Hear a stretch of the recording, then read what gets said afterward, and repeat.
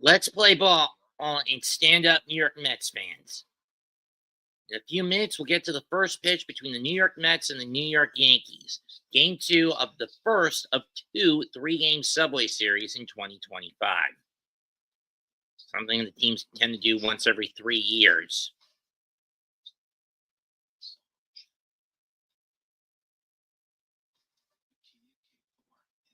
Or is it every 4? I don't remember.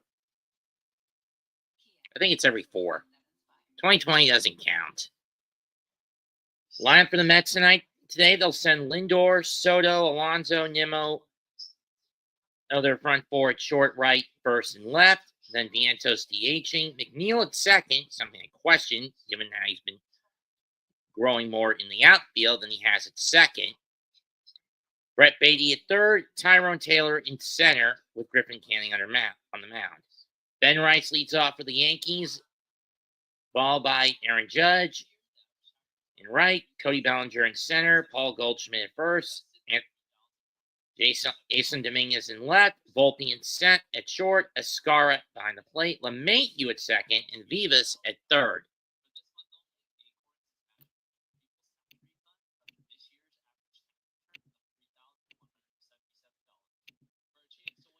Link in description, link in chat room if anyone wants to hop in.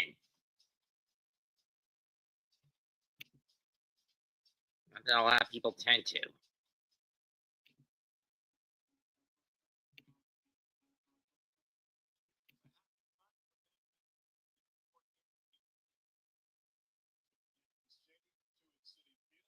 Then again, the Mets have never won more than 6 in a row against the Yankees. You have to go back to 2013 and 2014 when that happened.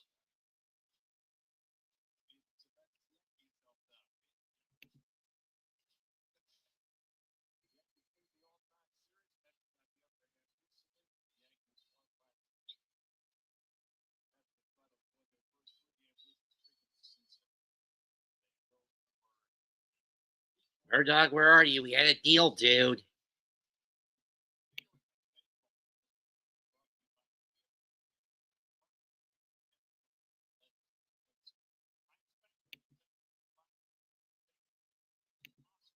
DB, do you know where Murdoch is?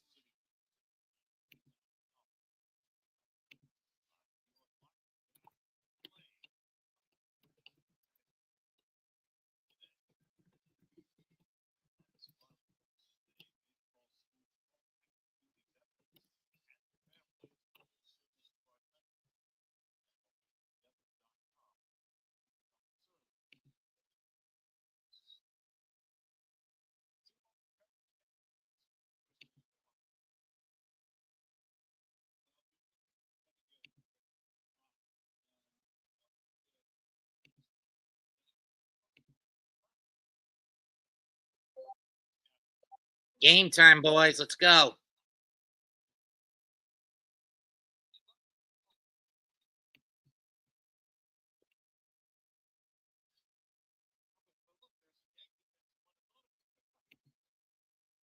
Same here, Capitan. You want to hop in? You want to come in, Capitan? Are you busy right now?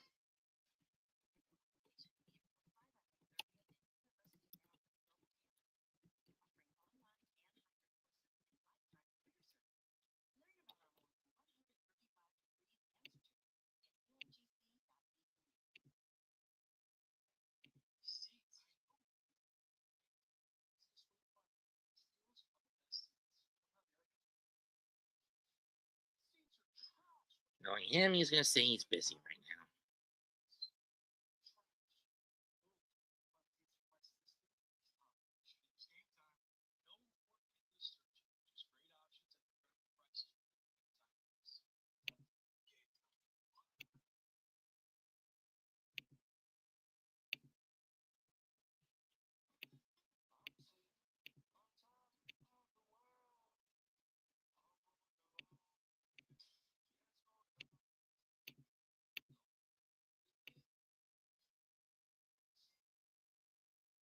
Gave it to you last week, dog.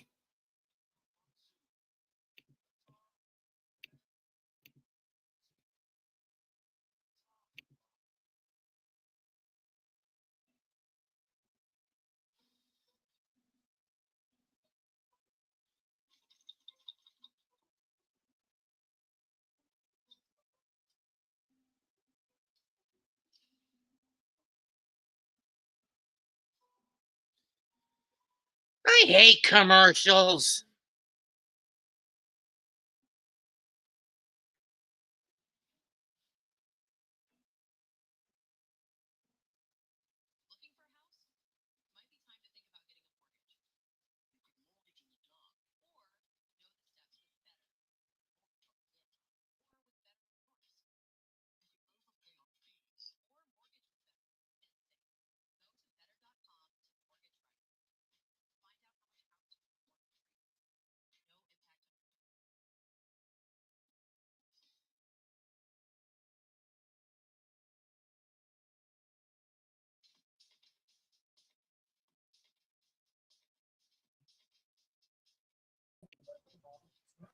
Hey, Here. dog. What's up, little brother? Not much. Happy Knicks are now moving on to the conference final, at least. It's good news, Bubba. So who do you think takes in the West, Oklahoma City or Denver to face Minnesota? Man, I'm hoping Denver. Why, you don't want to face Oklahoma City again? I don't want to face Oklahoma City. I'd rather face Denver. Where's Game 7? Oklahoma City. It's okay. Okay, it's there. Gotcha.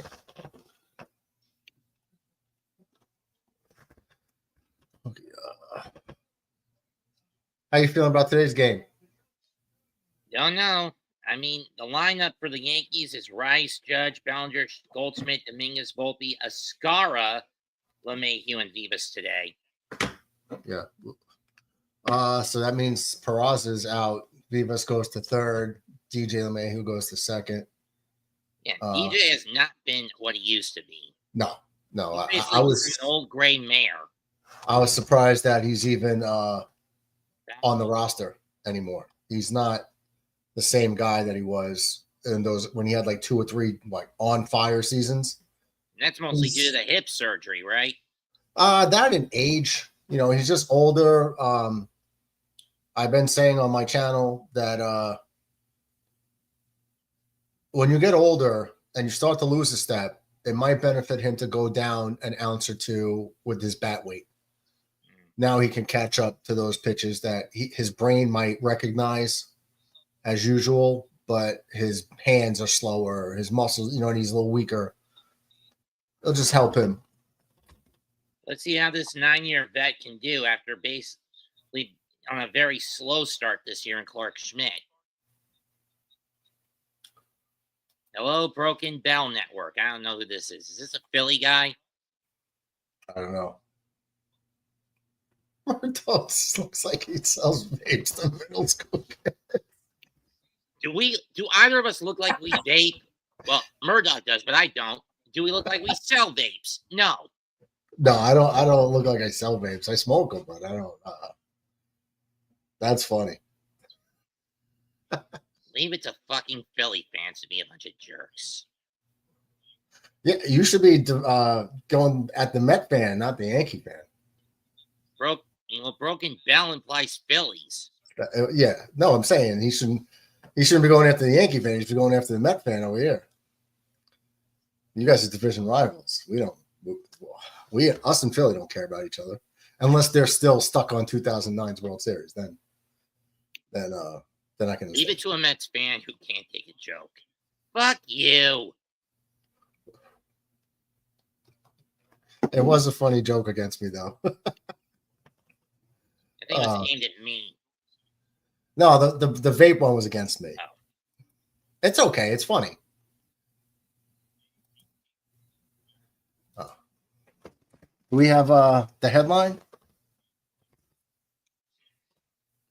I don't know how to do that on this, so I just do it like this.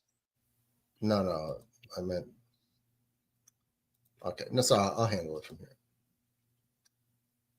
Ball 1, we're underway. Oh, Capitan's showing up in a bit.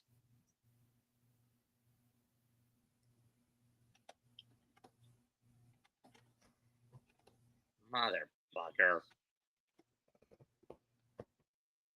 Close call with that pop-up catch. That was crazy. And here come the Boo Birds again. In fairness, Soto didn't really do all that much last night. Walked 3 times. Right. Game-ending pop fly. Yeah, you could get in Soto's head by walking him to get him over anxious to swing the bat. Yeah, the problem with Soto, he's always taking the first pitch. He could no, but I mean, when he walks, he starts getting flustered, like, man, they're not giving me stuff to hit. So then you kind of throw him something like on the outside corner where he can't do too much with it. He'll chase a pitch, then he gets in trouble. You know what I mean? Swinging at bad pitches. Like he starts and just taking pitches he could hit and just not moving the bat, right? No, I'm just saying he gets overzealous. Like he loses a little bit of plate discipline when they start walking him. Anything that's remotely close, he'll swing at because he wants to hit the ball. He's not just happy taking 3 walks. You know what I mean? Thanks, Broken Bell. It's your boy. Oh, that's what it was. It was the sunglasses, huh? Let's see how he does. 2-2. Okay. From what I heard, with lefties, Schmidt just throws curves and knuckle curves. And what was his other pitch against Southpaws? He's got a few pitches. No, change up. Usually it's a slider. He does throw a knuckle curve, doesn't he? Yeah. Yeah. That's mainly his out pitch is the knuckle curve. Well, he just blew a fastball by Soto to strike him out. There you go. Changing up speeds. You start because all right, so that was a 95-mile-an-hour fastball that he got him on. If you're throwing like 84, 86, 82, and then you come back with 95 now looks like 100.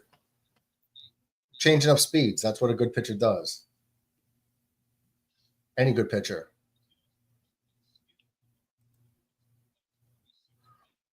Two down here in the first. He has been pretty bad in his last 36 at bats, where he's only hitting about under 143. Yeah, Alonso's coming back down to earth. Ball bobbled, but plenty of time. Alonso's not that fast on the base pads. I like Pete Alonso. You know who it is, Infrared. Jeez.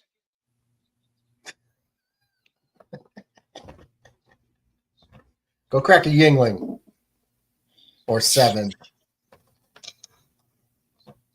See, like what Infrared tells people he drinks a 6-pack of Yinglings, but they're tall boys, so it's really a 12-pack. He doesn't tell people that. Well, I'm going to get myself my own little elixir. Be right back. You going to booze it up too? All right, guys. So Yankees heading to the bottom of the first. The Mets in the inning, no runs, no hits, nobody left on. Scoreless after half an inning. Yankees are going to have Ben Rice hitting 254, leading off, followed by Aaron Judge at 414. Still hot. 54 games into the season. Or no, I'm sorry, 44 games into the season. Judge is still hitting 414 with 15 dingers. Now Cody Bellinger stays in the 3-hole, hitting 242, with Paul Goldschmidt in the cleanup spot, hitting 349. Pretty good average for an old ass man who could run. Have you guys been seeing Goldschmidt run the bases? That boy could still move, and he's a first baseman. Still, Griffin Canning can't get too cute against the top of the order. Yankees have prior knowledge of this guy from his time with the Angels. Wasn't Canning anywhere else before coming the Mets? Possibly. I just remember him with the Angels. I'll look it up. DB says, Mets, you should fold up the ends of that flag or put up some command hooks. Capitan Rafucho, what's up, brother? Welcome to the stream. Hola, Cap.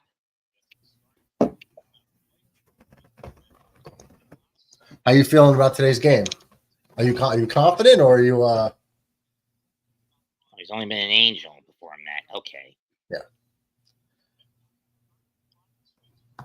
Fly ball to center, but it's a line bullet to Taylor at the edge of the track. 1 down.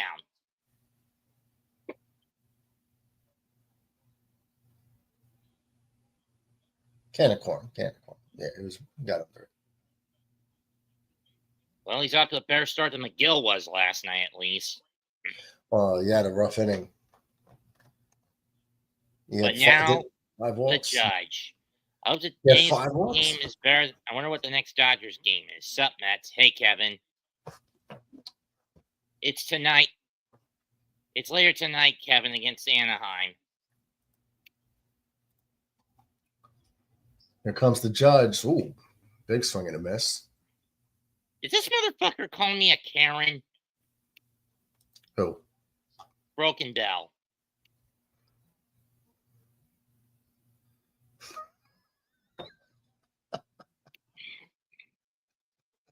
Well, somebody watched the Streaming Wars special of 2022.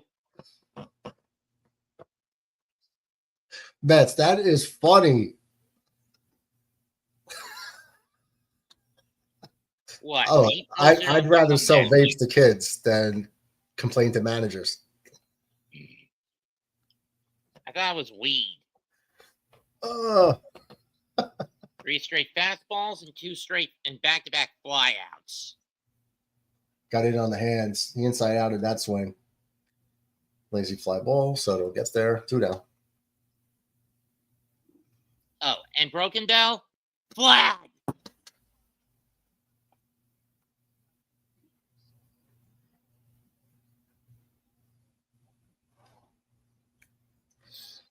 Wing and a miss. Strike 1 to Bellinger. Bellinger had a good night last night, but only got his batting average up to 242. Well, a week ago he was under 200, so I'll take the uptick. That means he's on 236 or 7 going into last night. Well, I'm talking about a week ago. He was hitting like 180. Oh, well, I'm just saying, wasn't last night he was like 236 or 7 coming in? Possibly. You get a couple of hits. That's the highest fastball OPS. You know who's number 2 to them? Highest fastball OPS? Yeah, 965. You know who's the next closest? You're talking about as a team? Yeah. Cubs? On fastballs. Cubs? No, believe it or not, the Diamondbacks, 888. Okay. Yeah, Yankees are a pretty good fastball hitting team. 1-2. James Dean behind the plate, strike calling trends. He's hitter friendly. Fewer outside strikes on right-handed batters, fewer inside strikes on left-handed batters. So that inside corner, he's where you gotta nail it with this ump. No, he's gonna benefit the hitter. Oh, so basically, get in as far into the zone as you can without being bust, without getting too far in. If you get in on the zone, hitting the inside corners, he's gonna call it a ball to a lefty. But you can't go you can't go too far outside against righties either with this dimwit behind the plate. Right. If you go outside to righty. Okay, yeah. So my pitch, I have a 3-2 count here on my screen. Yeah, swing and a miss. Okay.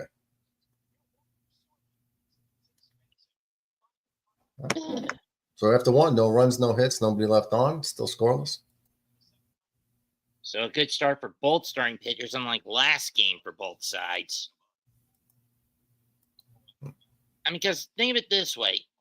Rodon had a decent outing, 5 innings, but the benefit came for him with the offense putting up 4 on McGill midway through the third or fourth inning, remember?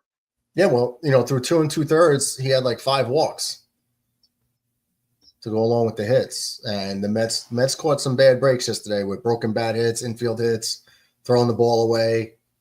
The inning imploded on them, and they just couldn't come back from it. So that was really what did it.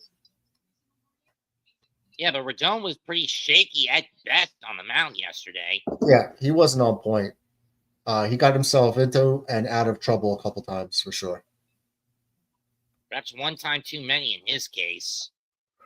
Well, it didn't do him in. He got through 5 with about 101, 102 pitches, something around that area. 102. And he got through it.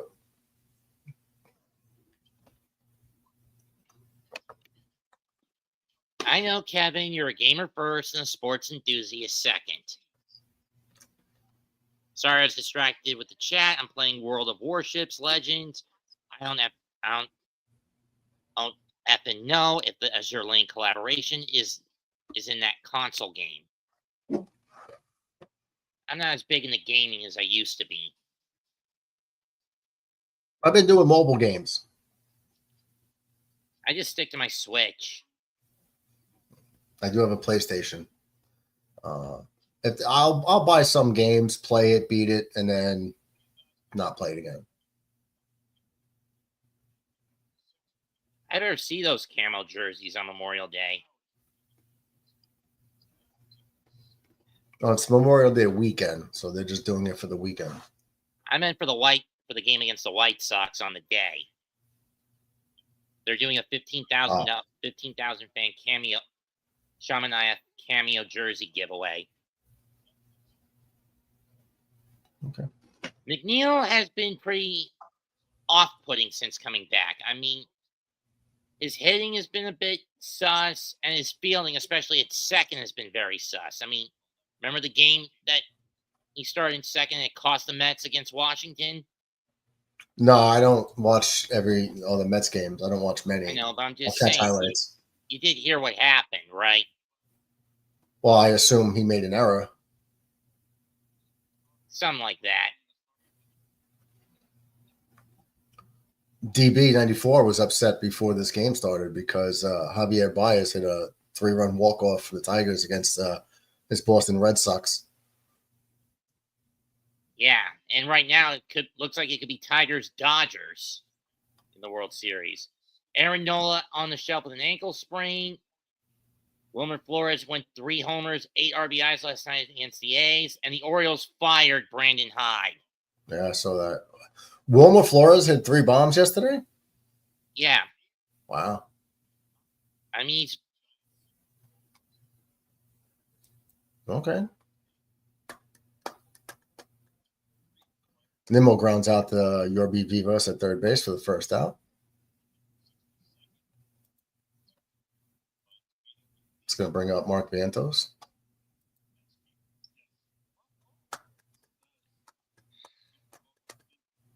DB says, I don't want to talk about the Tigers right now. How did Vientos go around that pitch? He didn't even budge the bat barrel. Stupid first base ump. He's as blind as a bat.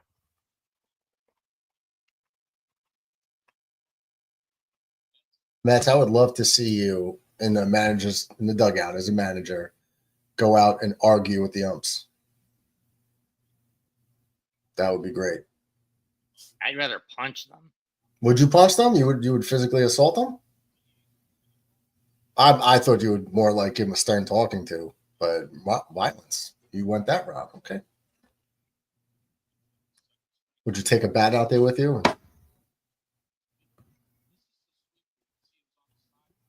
Vientos down on strikes. Chase the sweeper.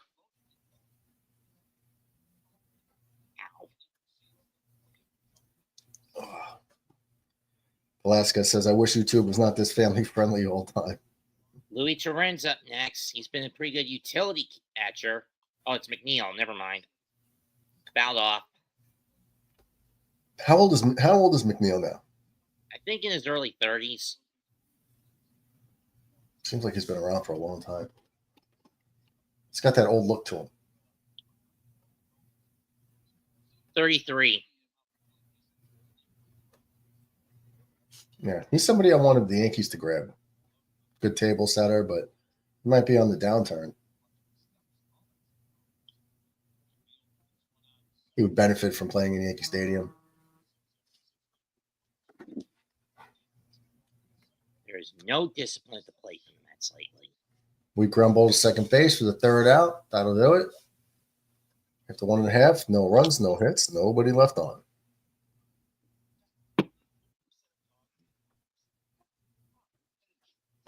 Let's see. Up for the Yankees in the bottom of the second, it's going to be Paul Goldschmidt, followed by Dominguez and Volpe.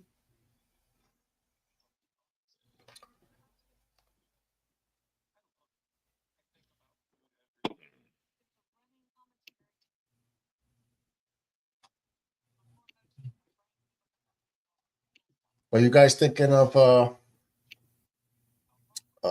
deadline acquisitions? Do you guys have anything your fan base is talking about?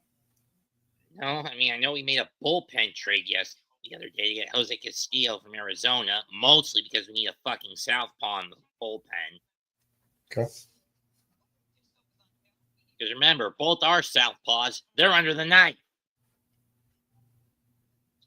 Minter out for a lat, as his lat got ripped completely off the bone in Washington a few weeks ago. That's rough. That's rough.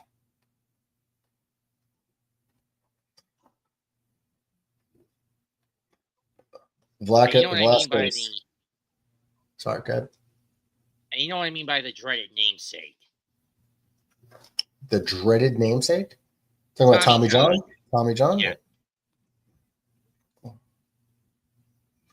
These are surgeries that are, it's like, remember like an ACL back in the day, your career was over.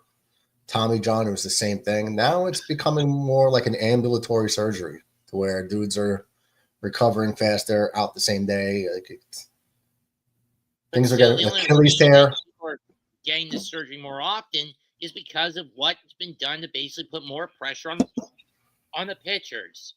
Well, that's what happens when humans get bigger, stronger, and faster. Their tendons are not evolving with the human body as fast enough as like the muscles and athleticism is, to where it just can't handle it. Did you know that two-thirds of the Yankee roster were not alive the last time the Yankees had a losing season back in '92? That makes sense, yeah.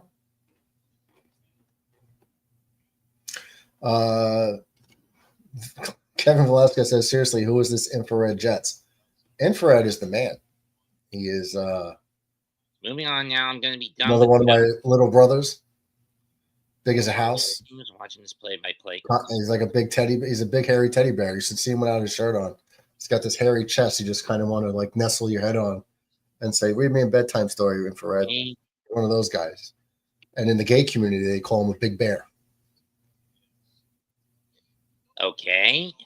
I did. I know it's baseball, but go Bills. Good afternoon, DJ. What's up, brother? Another Yankee fan coming in.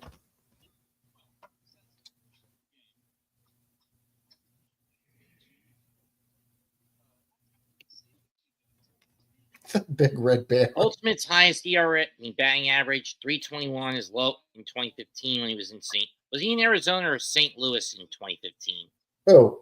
Goldschmidt. It's a good question. I know he started his career with the Diamondbacks for the majority of his career and played a few seasons, like 4 with Arizona or somewhere around that. So 2015, I'm going to say he was with Arizona. And then he went to St. Louis at the turn of the decade, right? Couldn't tell you the year. I just know he was started off in Arizona.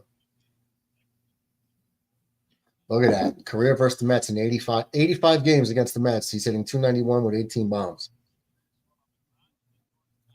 So extrapolate that over the course of a year. He's about a 35 homer guy. I got to go use the lube. Be right back. Oh, mate. Cheers. All right. Make sure you wash your hands. And if you shake it more than once, you're playing with it. Just keep that in mind. DJ says, what's up? DB says, what's up, DJ? Infrared refers to himself as the Big Red Bear. I agree. DJ says, what channel are you watching? I am watching it on the MLB network, which is giving me the yes stream. Velasquez says, hope the Mets get to the World Series. Mets and Murdog. Yeah, I mean, if you're a Met fan, of course, that's what you want. I hope the Yankees make it there. Well, the Yankees have a better chance, though, of making it because no matter what the Mets do, they still have to get past the Dodgers, which seems unlikely that anybody could beat them for the next few years. Unless it's like a 1990s Oakland A's versus Cincinnati Reds scenario where the Oakland A's were supposed to just steamroll everybody, and they did until they got to the World Series, and then they got swept. DB says, hey, DJ, MLB Network here. Think it would be yes or FS1 for you. Yeah, probably. Velasquez says, look, I'm more of a Dodgers fan, but respect them as an – oh, okay, Dodgers fan. Gotcha. Yeah, I can't see you guys losing to anybody, to tell you the truth, for the next few years. Even as a Yankee fan last year, I completely said on my channel, I don't expect the Yankees to beat the Dodgers. You just got to be realistic. DJ says I could watch both Yes and SNY channels. Yeah, so it's pick. Festus Animeka maybe. Yankees not beating Detroit this season. I think after the Yankees get past Skubal, they could beat any pitcher on Detroit. If you match up like a Max Fried against Skubal, it could be like a low scoring game to where it can go either way. Two aces. It's more about the secondary pitches, like 2 through 4 in the rotation. That would decide a series between those two teams. I don't know if they have the offense though. Detroit. They could. It just doesn't jump off the page like, oh shit, they're dangerous. DB says Murdoch has been crying about the Dodgers for months. What are you talking about? I give them their flowers. Like they're the best team. I just think that they cheated, but they're still the best team that takes the field. Mosley too. What's up, brother? Go Mets. Okay. Go Yankees.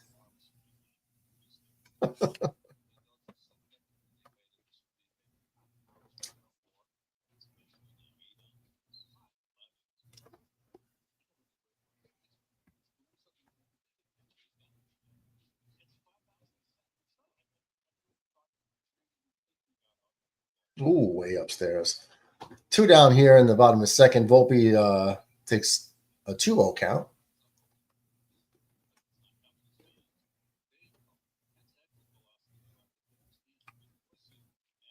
I wonder if Metz is learning about himself in the bathroom right now. What do you guys think? Is he exploring? There's a dribble to third base. Barehanded. Gets him. Great play by the third baseman. Great game. Great defensive play by Brett Beatty. Barehands that ball. That's probably the big difference between Beatty and Vientos at third. You saw how last night Vientos usually has to get himself set before he scoops it up into much slower reaction. I haven't paid attention to it. You're talking about Vientos? Yeah. Okay. Well, not that I've noticed. I wasn't looking for it. Well, I meant in last night's game. Take your word for it, though. He's like Mitchell Robinson. He has to gather himself before he gets the ball out. Beatty, on the other hand, is a more quick on the dime kind of defender, or when it comes to getting the ball out of his glove. Know what I mean? Yeah. Dodgers are like the Kansas City Chiefs. I'm way ahead of you as he grounded out 10 seconds before you called it. Yeah. It's going to happen. I'm delayed every time, no matter what I do. I don't know why. What is this dose shit? The good thing is that nobody's relying on us to tell them what's happening in the game. It's more just commentary. Oh, it's a liver supplement drink. Ugh. Know what I mean? I don't know. What's the name of the product? Dose. Oh. Basically think orange juice except with milk thistle, dandelion, ginger, and turmeric mixed into it. Wow, that seems unnecessary, but all right. A lot of nonsense going on in there.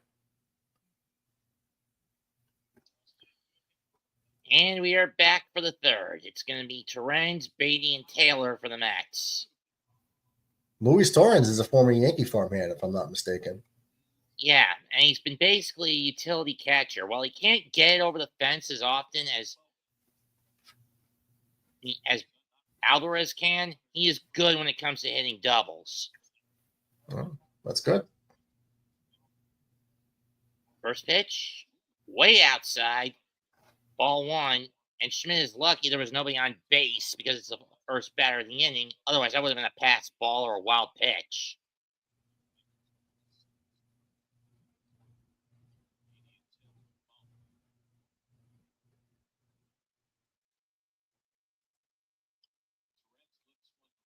That's lifted deep to right.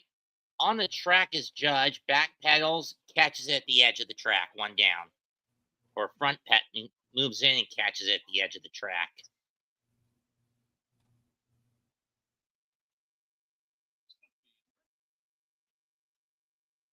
And with that wind blowing out to the left field today, there's not going to be many going to right. Know what I mean? The wind? Yeah, the wind's tailing in from going from right field to left field as opposed to going to straight ahead where it would usually go to right. Yeah, if that wind is blowing out to right, pop flies can get out of here. But it's going to left today. Brett Baty up next. He pinched hit last night. Took strike 1 on a cut. 1-1.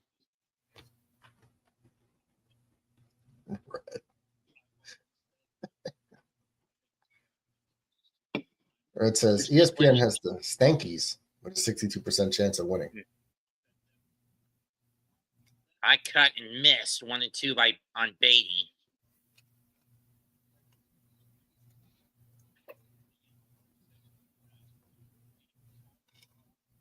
Red's going with Papa John's today. What do you think about Papa John's?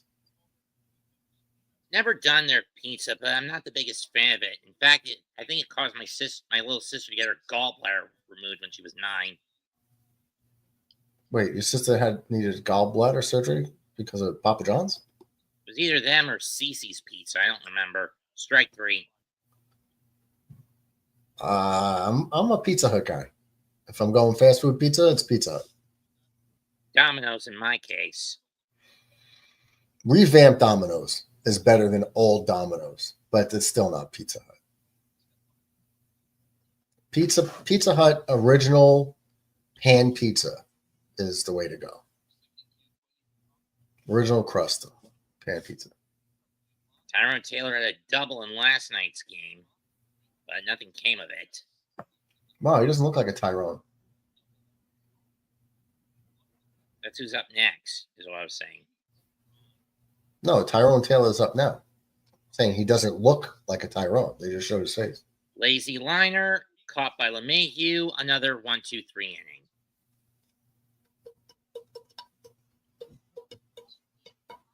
Yeah, I mean, it was a real lazy liner. Yeah. DJ says, okay, guys, have to run, but I'll be back later. Go Yankees, go Big Red, go Bills. What do you mean go Big Red? Oh, Big Red, infrared. Oh, okay. I was like, you a Cincinnati Reds fan too? Love I've you, been DJ. to their ballpark. Nice place. Riverfront Stadium or Great American Great Ballpark? American. Okay.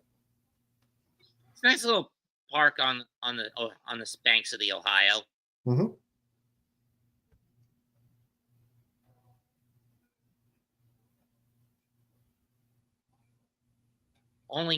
It's the only time I've gone to a ballpark not related to the Mets or the Yankees when it comes to baseball. Say it again? It's the only MLB time I went to an MLB ballpark not related to the Mets or the Yankees. Oh.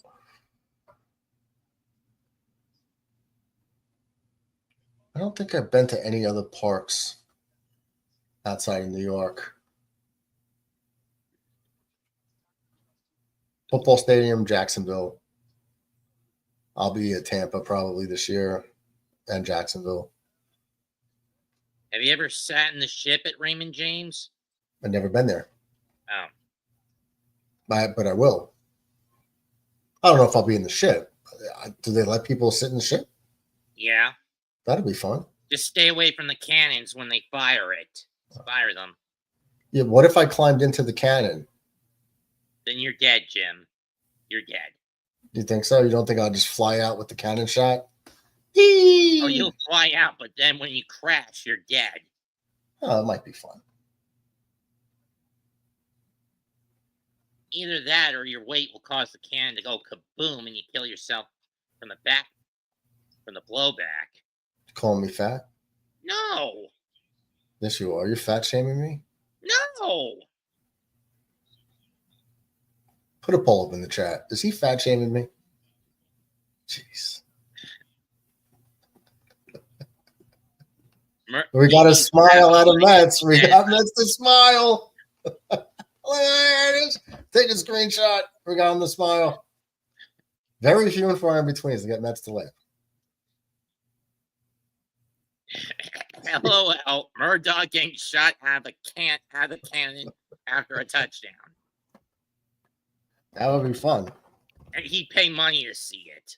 Me too. I would pay money to do it.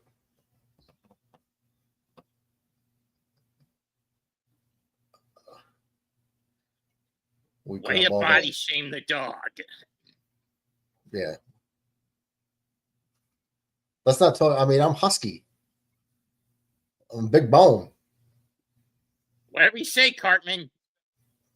I'm big bone.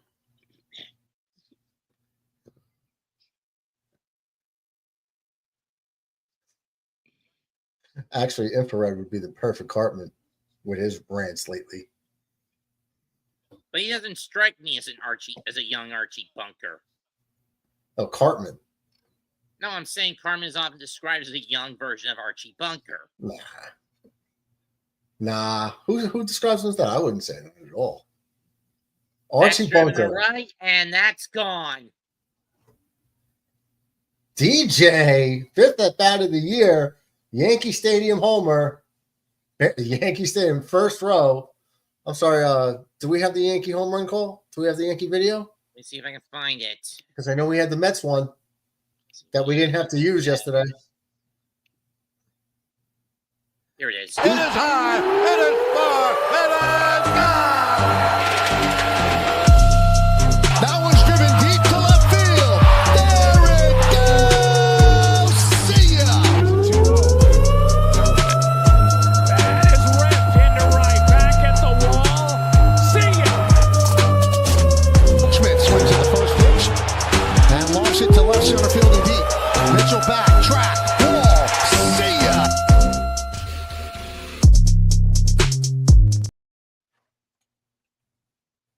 We didn't even get to use either of these last night. Nope. Glad we got to use it here, though.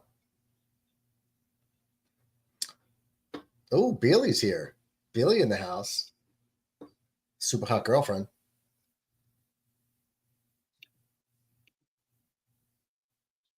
Says Bailey. Get him. Center plate cut fastball, and LeMahieu smoked it. 333 feet down the line. Mets, I brought you a super hot girl. This is my gift to you. Click on Bailey's name. No, couple up. 4 up.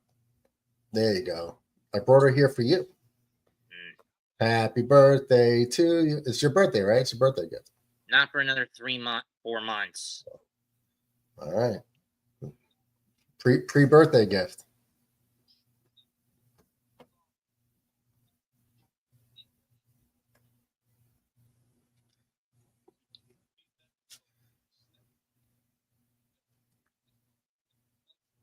Where's Mega?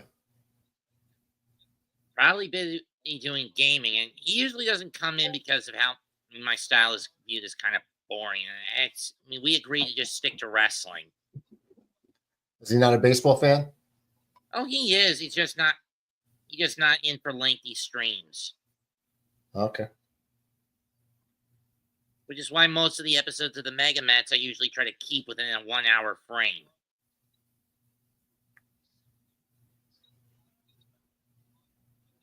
Base hit by Rice.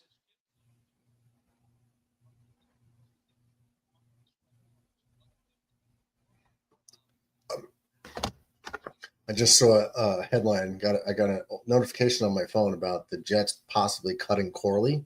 What? Who gets this shit? No, DB, you're not right. He said time for another Aaron Judge strikeout. Am I right? No. It's probably going to be another dinger to right center. He's due. He's due for it. No, he hit one in Seattle and in Sacramento. Couple in Sacramento. And then one in Seattle. What ballparks has Judge not gotten a homer in? I don't think there's any. Has he done one in Petco? It's a good question. Well, he did play there in the playoffs. Remember during the COVID year? I think a lot of people would rather forget that. No, but I mean, those games counted. So if he hit a home run in Petco there, all the games were played. All their games, I think, were played at Petco.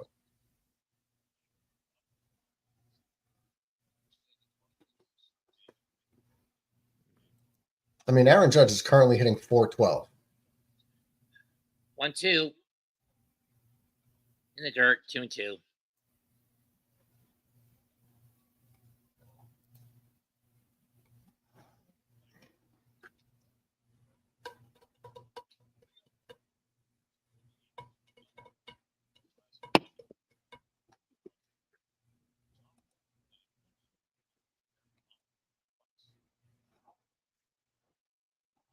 Didn't know that.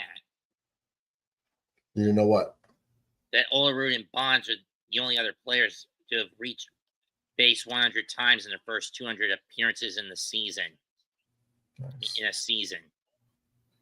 Got him on the breaking ball. Damn it. Fuck you, DB. But damage done. Yankees still get a bomb. Take a 1-0 lead. That is a Yankee Stadium homer right there. DJ's pumped. First, like, just barely made it over the fence.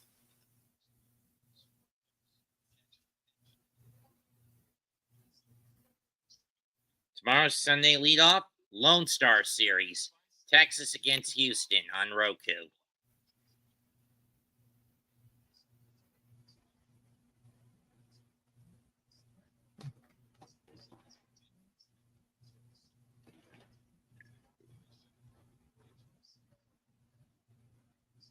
The only reason that rivalry has taken off lately is because of the fact that the Rangers did what the Yankees couldn't do in the LCS back in 23.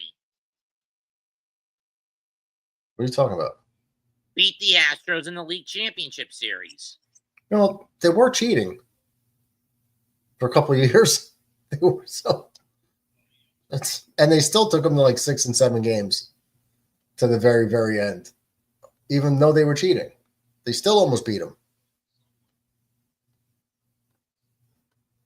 I mean, dude's got a buzzer strapped to his chest to let him know what pitch is coming. As opposed to wanting a trash can. They did trash cans and buzzers. And didn't they have a dude in center field, or was that the Red Sox? I think it was both. And long after and last, the game is installed and back to the MLB. I hope that either one of these teams win this one. It is the Subway Series, after all.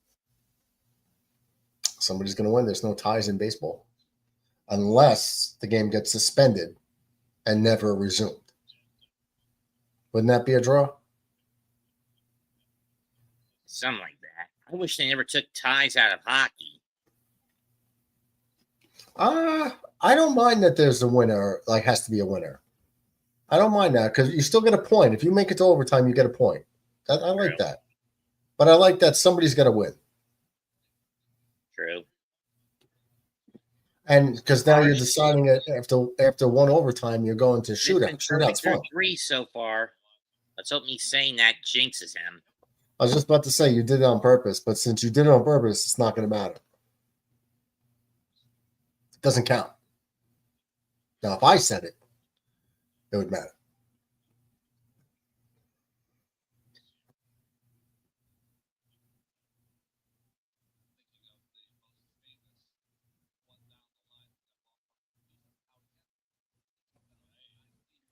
Oof. The Howie Kendrick homer. I remember that one. I actually watched that World Series from beginning to end between Washington and Houston. Yeah, I rooted hard against Houston every time. I knew I jinxed it. Oh, well, that's just the perfect game. And here come more of the Boo Birds.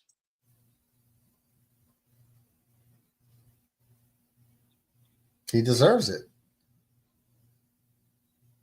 He did it to himself. I mean, we're talking about all that money.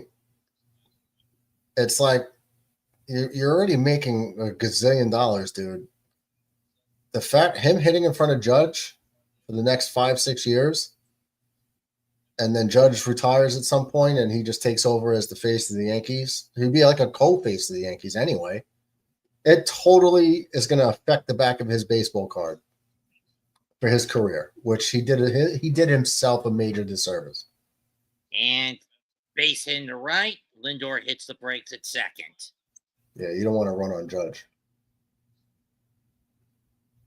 I mean, yeah, Judge is basically what Cespedes should have been had he not constantly gotten himself injured. At least defensively. Know what I mean? Well, he started off hot with Oakland.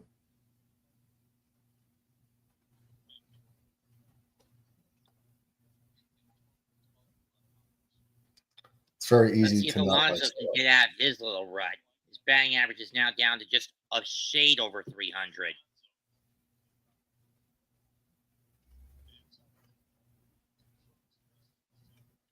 Chases a sinker over the top 0-1.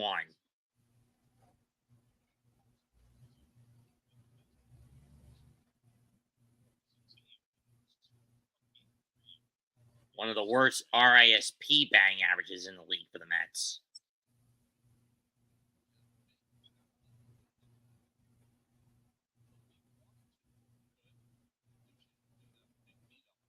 Yeah, you usually don't do it. You try to steal third, or unless they're on the left-hand side of the plate, right? Oh, I was looking at the picture of Boone giving Soto his 2024 AL championship ring.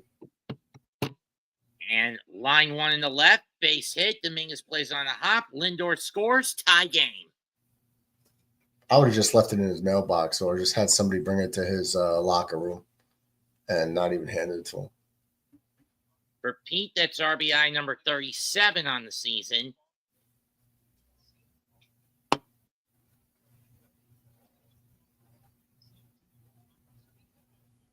You doing Money in the Bank or the Yankee Dodger game on June 7th?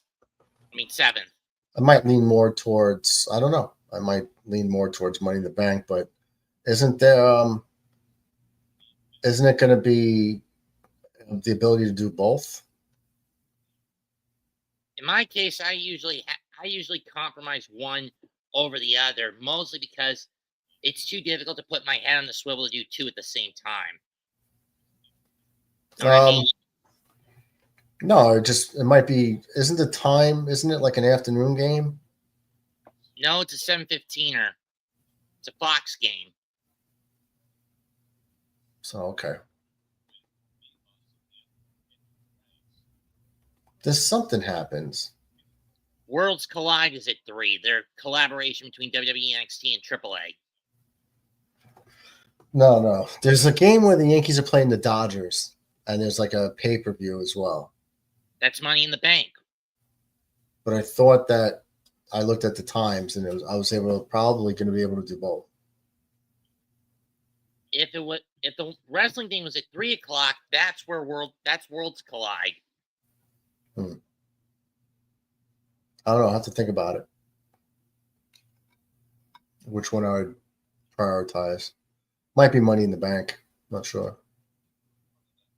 I mean, there's 162 baseball games. I pick selective wrestling events. Sitting with me. The big ones, the fun pay-per-views. Like Val. I mean, I do view Money in the Bank as one of the fun pay-per-view events. Mm-hmm.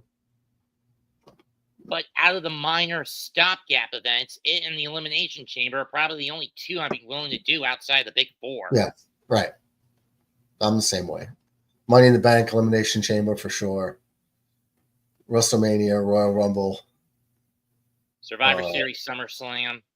SummerSlam probably. Survivor Series, I could, but that has gone downhill.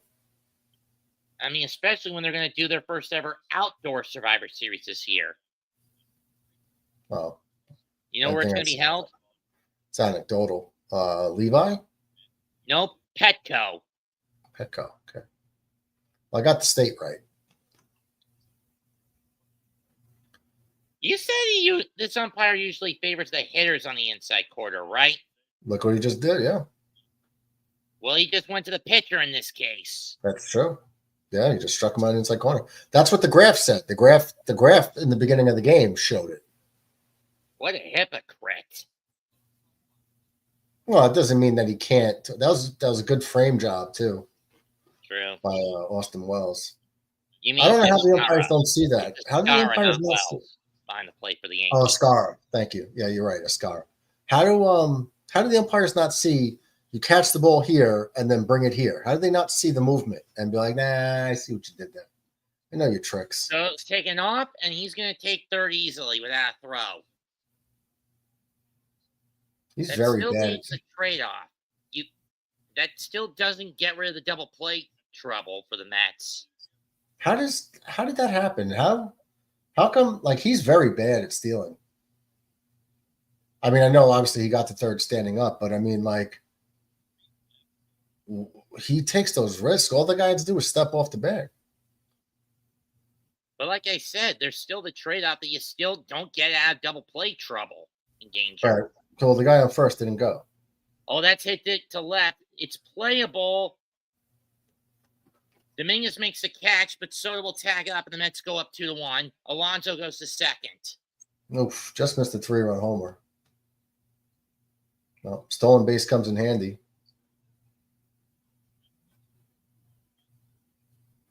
Yeah, Viento's got a little bit under that one.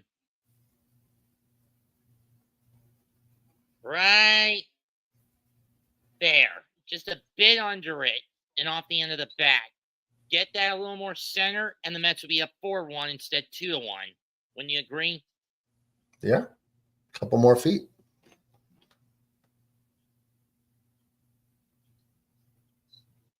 Kevin, you're not the only one who didn't like WrestleMania 41. I hate it too. A lot of us didn't like it. There was so much they left on the table. I mean, Backlash was a step up, but still a bad thing. Backlash is the worst, one of the worst pay-per-views ever. Well, I mean, on a yearly basis, because nothing happens. Well, I mean, at least this year was a bit of a step up. It's a low bar for Backlash. All it really is a repeat. Half of it's a repeat from WrestleMania. Nothing, no major title changes happen, at least with the heavyweight titles. They're never going to take a title off a guy at the next pay-per-view. True. That doesn't happen.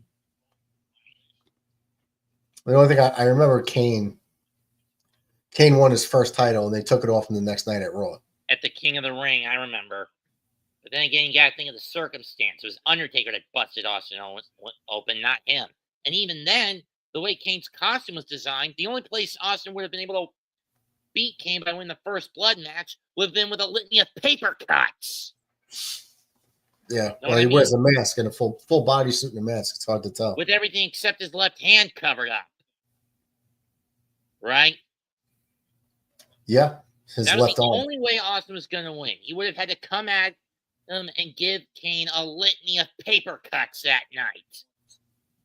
Am I right? A litany of paper cuts?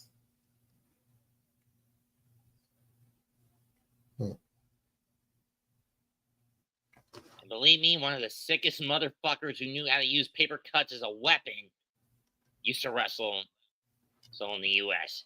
Does the name Jimmy Havoc ring any bells? Yes. Seriously, what kind of sicko uses an 8x10 and lemons for weapons? An 8x10 on what? And lemon juice for weapons. Think of that. You get slit in the between the joints or in the mouth with the 8x10 to get a paper cut, and then he squeezes the lemon juice on, which makes the pain even worse. It stings.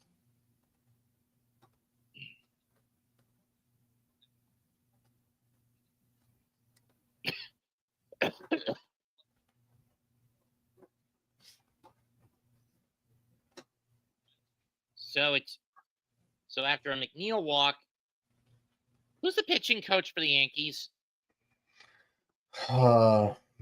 Is it Blake? Well, he went out to try to calm Schmidt down, and now he faces Torrens.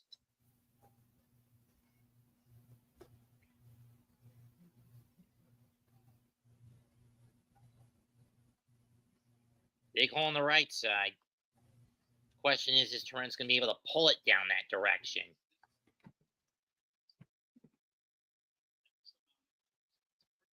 McNeil at first, Alonso at second. Mets have already brought home 2 on a single and a sac fly.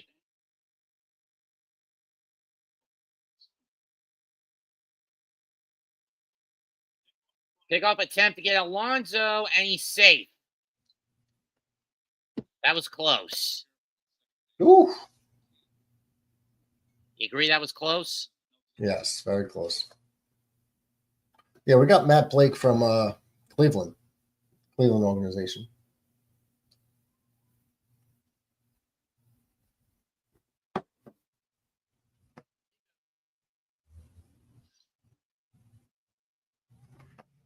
Alonso, not much of a base stealer, to be perfectly honest. It's So just to it's rare keep when I him, see him taking that big of a lead off the bag.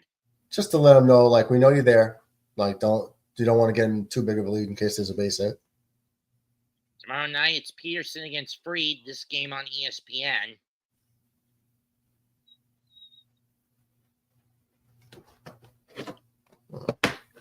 Two and 1.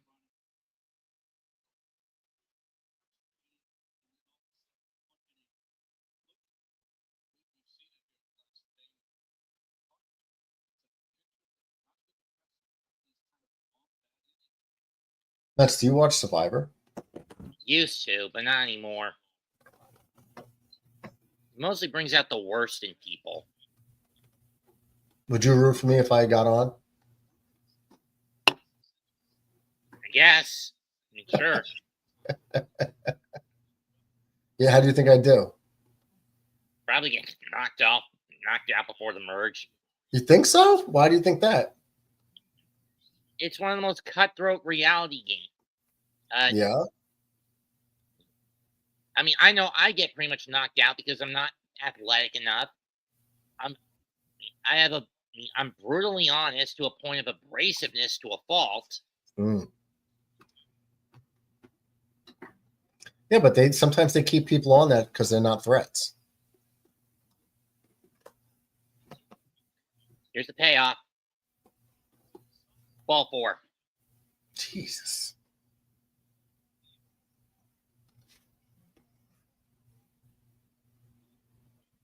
Yeah, Clark Schmidt is He's been underwhelming ass this year, hasn't he? He's always been ass. He's He high. he wasn't really ass last year for you guys, was he? He's like first round draft pick, high hopes. Hasn't really become like he's What like do you a want number him to do 4 last starter. night? He's a number 4 at best. Goodbye. Uh-oh. Nope, never mind. Jesus, scared me, Mets. I mean, at the sound of the bat looked like it was gone, but Barely dying on out. the warning track. Look good off the bat, though. I'll give you that. So the Mets leave the bags loaded, but they do get 2 out of it. 2 hits, 3 walks. 2-1 New York through 3. Mets through 3.5.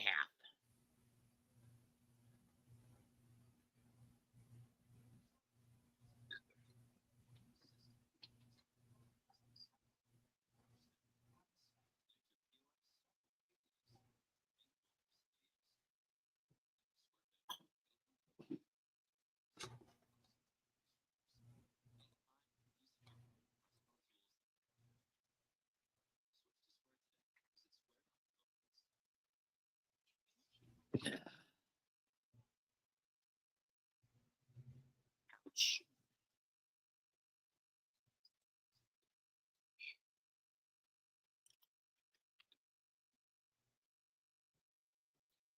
Let's see. What pitchers we know the Mets aren't going to use? Nope.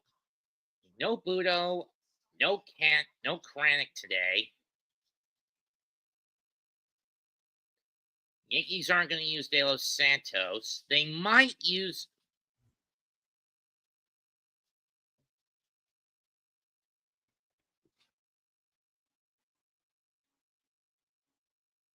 Oh, They might use Lloyd.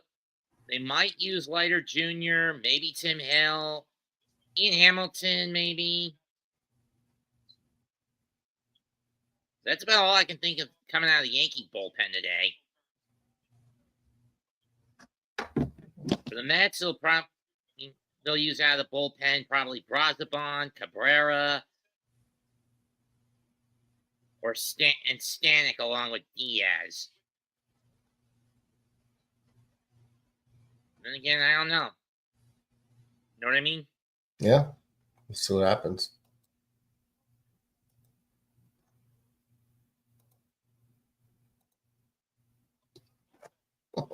That's crazy.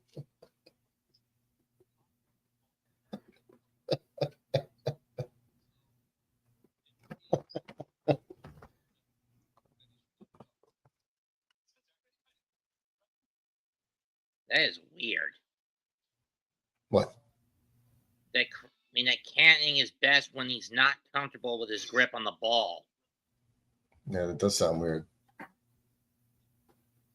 You want full command of your pitches.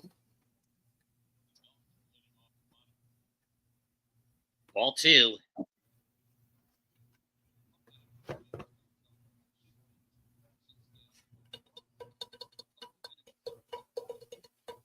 Yeah, this umpire is now really constricting the strike zone for these pitchers. Anything he used to call that with strikes, he's now just calling balls. 3-0. Well, that's way low, though. That was low. Well, take some strikes.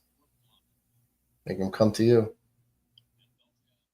Well, Bellinger swung at it and he fouled it to the backstop. Right there down the middle. 93 over the middle. He misses it.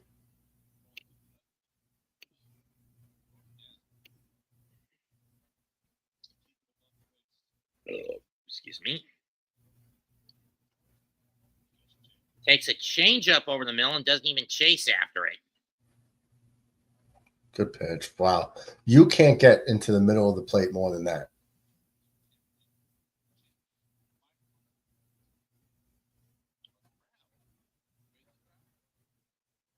Keith Hernandez is a crab. What the hell? I never liked Griffin Canning. Oh, it's a cancer joke.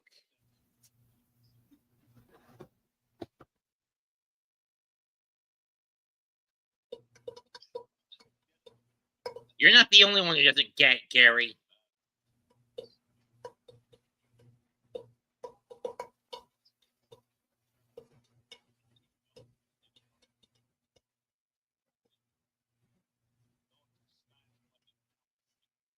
Shallow right field. Soto moves in. 1 down. Got under that one sufficiently, didn't he?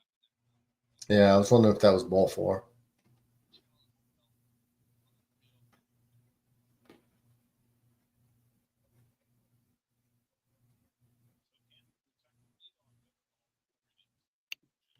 He's only suffered damage in 1 of those 4.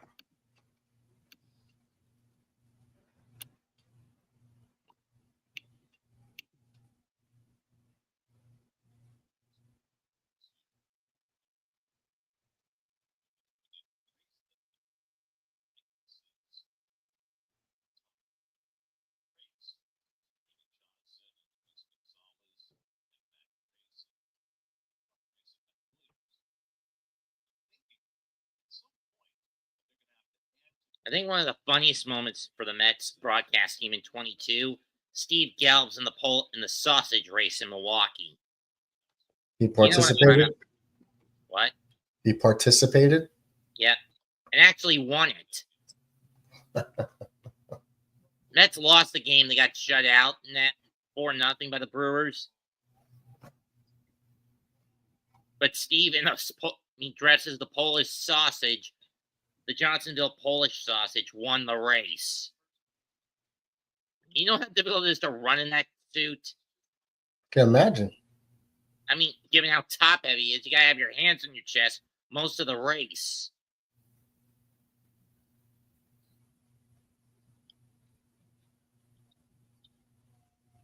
Foul into the Met dugout.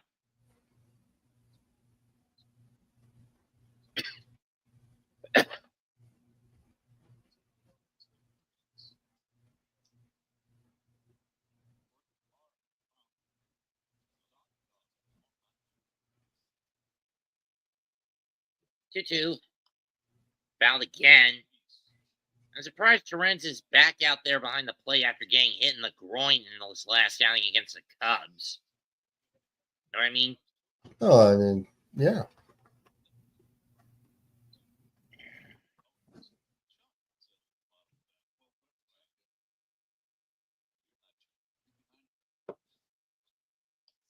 Got him.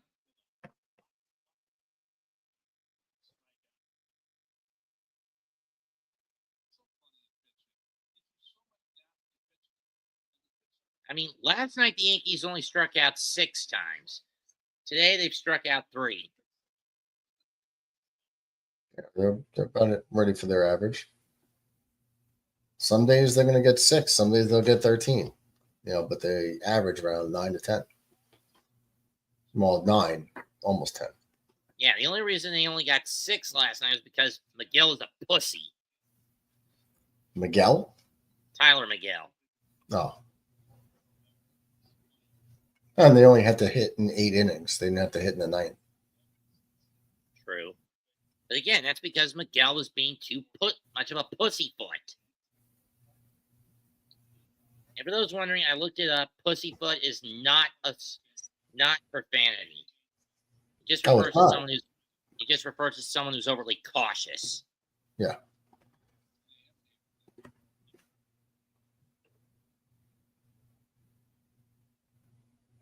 That's fell off. Damn it. Those fried pickle chips went down the wrong pipe. Fried pickle chips.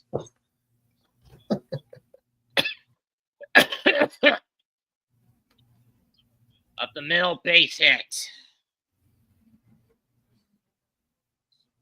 Soto cuts it off from going into the gap. Tying run at first. Here comes the Fox.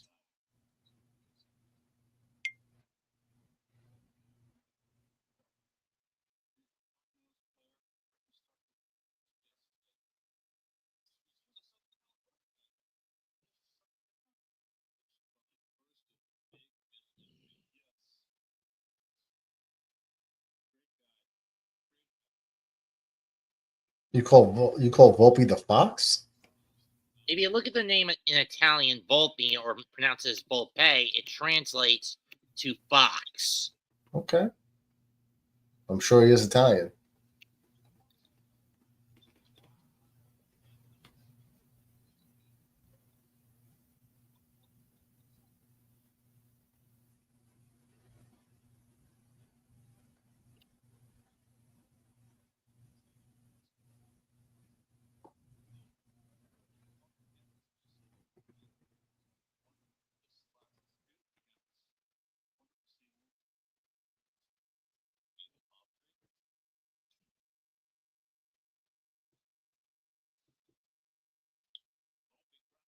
Slow nubber. Base scoops it up. Fires. Got him. Guy hit somewhere else, Tony.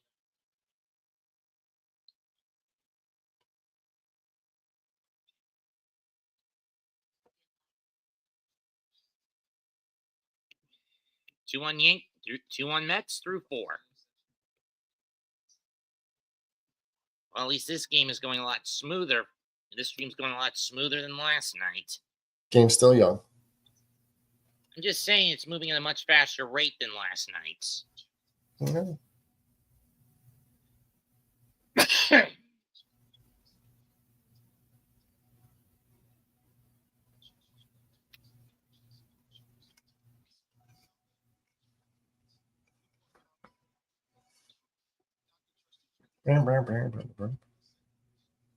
Miss, can you play any music instruments?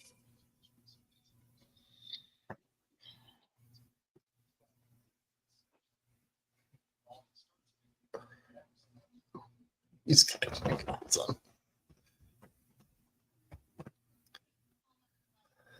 Can you? Oh, you're a drummer? Rock band drummer I used to be.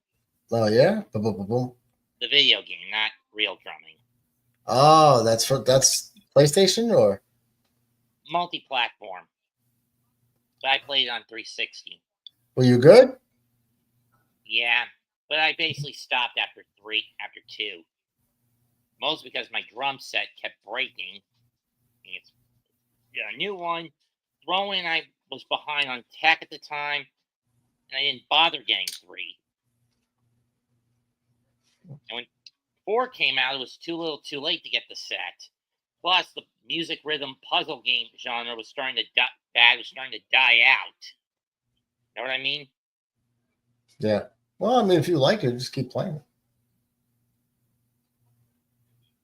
I'm just saying, rhythmic music puzzle games just were a fad of the late 2000s. You know what I mean? Yeah.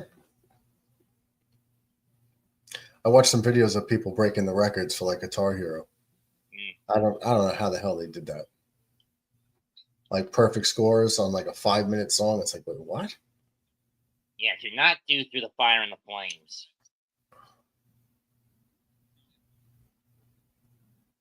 Let's put this back. Oop.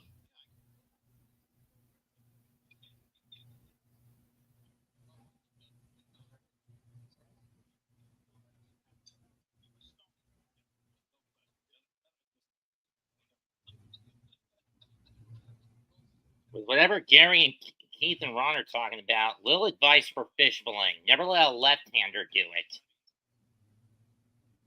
Fish fillet? I mean, like actually filleting a fish. Never let someone who's left-handed do it because they push the knife, which damages the fillet texture.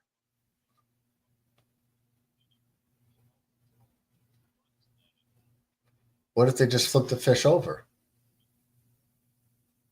And he catches Taylor looking.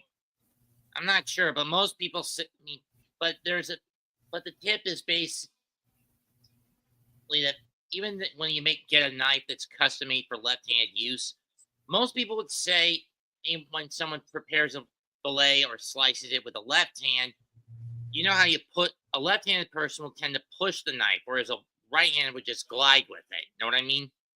No, I never heard that. I'll post a link to an episode of Iron Chef in the private chat that you can watch after the game, and it'll explain it. Never heard of it for a while. I'm a pretty good cook, and I'm a lefty.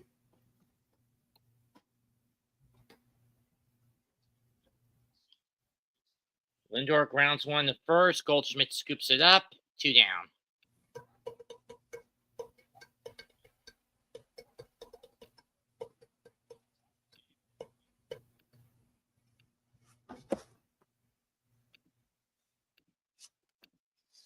The fans still booing him?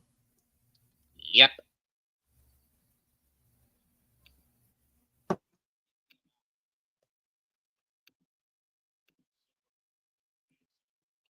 It's in the private chat.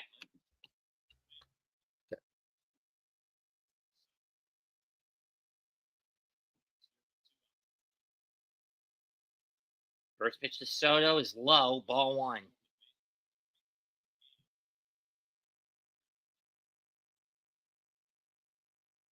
Interesting.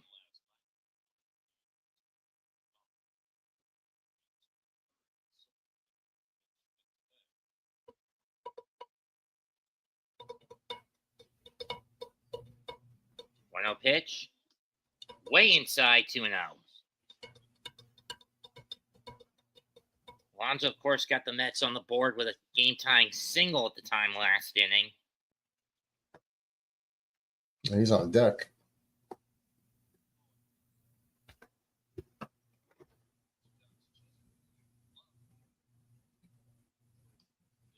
Big cut, but he missed it. 2-1.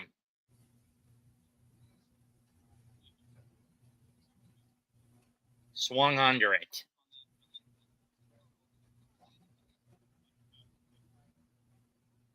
A little higher, and he would have at least fouled it off.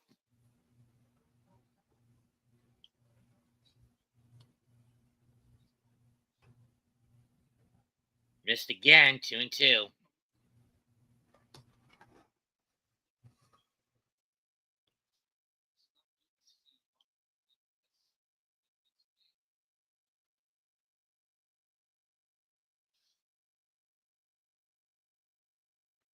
Here comes the knuckle curve.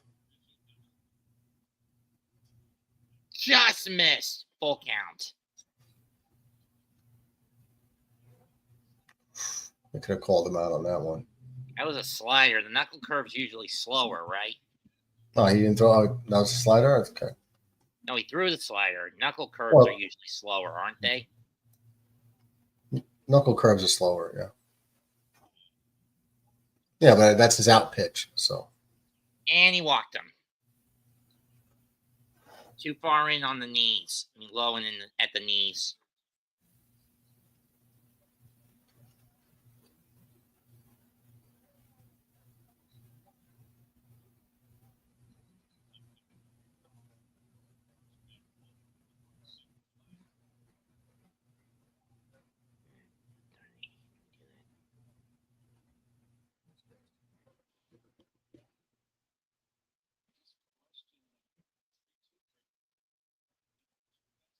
Percentage of play appearances with men left on base for Alonso. Last year, 46%. This year, 55%. The season average, 43%. Do not mention the Bud Ice Penguin, Gary Cohen.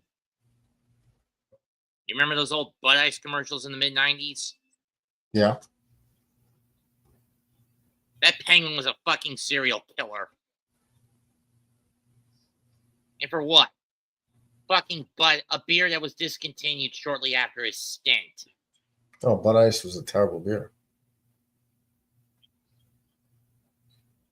Thank God they only aired those commercials during hockey season. Right? Oh, I don't remember. Or usually. Tim Hill warming up.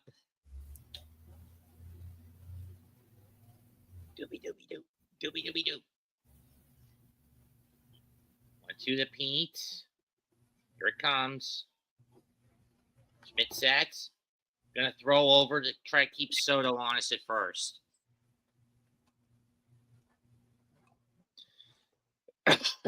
That's one disengagement.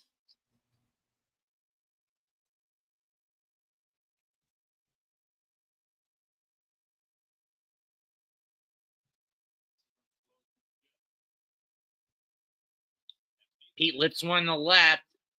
This time Dominguez will catch it, and that ends the inning. Same type of. It's the same swing. When he got the base hit, it was the same type of looping liner. This one just got a little bit. Yeah, but this time Dominguez was in the right spot. Last time he was too deep.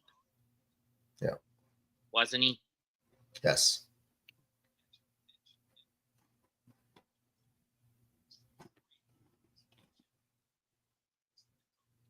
I mean, I get why MLB switched the Sunday leadoff game from Peacock to Roku. Cost efficiency. You know what I mean? Because in 22 and 23, the first game of the year on that program would always be on NBC. A station that would give me a pain-in-the-ass problem every spring in terms of reception. You know what I mean? Okay. But then they would always pivot to Peacock, and I didn't have Peacock at the time, which made watching those games, let alone even bothering to call them, a pain in the ass. Roku, on the other hand, is a free streaming platform, and even though I don't have a Roku TV, I do have an adapter hooked up to mine to where I can use Roku. Mets, are you a college basketball fan? Not until March. Oh, yeah? Who do you root for when you root, though? If they're in it, St. John's or NC State. Attaboy. I'm a St. John's guy. And unfortunately, St. John's fucked up in the second round, just like they did in 2000 against Gonzaga. Yeah, but it's really my RJ Luis fucked up. But then again, Rick Pitino's not very reliable either. No, he is. It's like the guy. Remember John Starks when we lost to the Rockets with the Knicks in the finals? Yeah. Him and John Derek Stark. Harper screwed it up. But it was really John Starks. It was like 3 for 20 something or whatever it was. Just kept firing up threes, missing them. Instead of just going to the hoop. Yeah, or just letting other people take over offensively. That's kind of like RJ Luis really shit the bed. We missed so many layups. Not just him. A lot of people missed layups. Instead of dunking the ball, they did Ewing type shit. And I always question the McDaniel for Smith trade.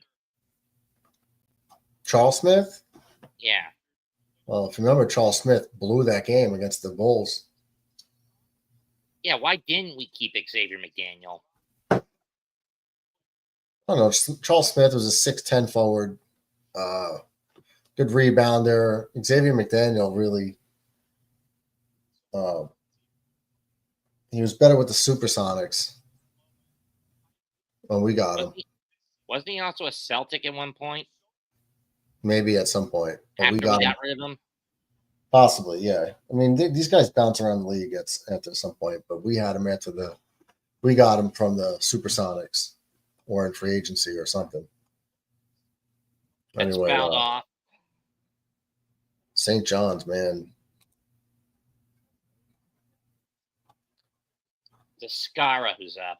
One of only 2 guys in this Yankee lineup today hitting below the Mendoza line.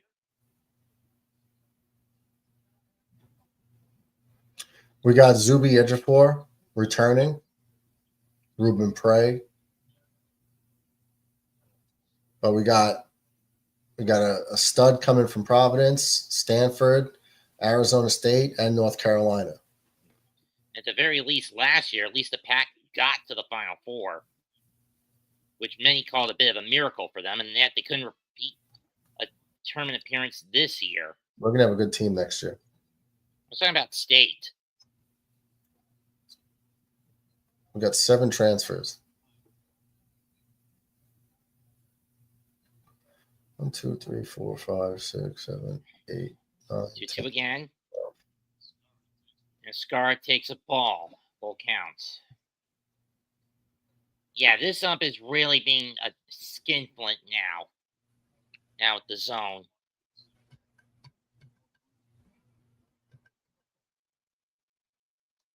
Ball 4. Again, mostly because this ump is being an overkill skinflint lately with the strike zone. Does this always happen with this guy behind the plate? Well, I don't follow umpires. I just look at what his rankings are.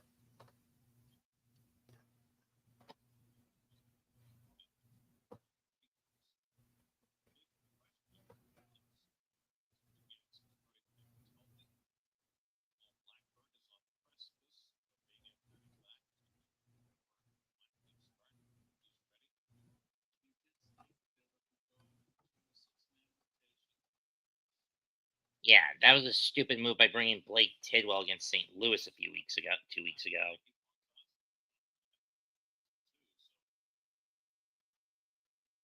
1-0.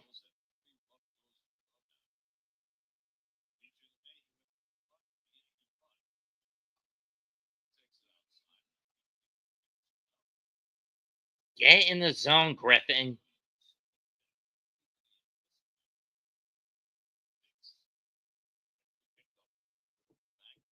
I'm just looking at this Big East right now. St. John's got better. Most of these other teams in the conference got worse.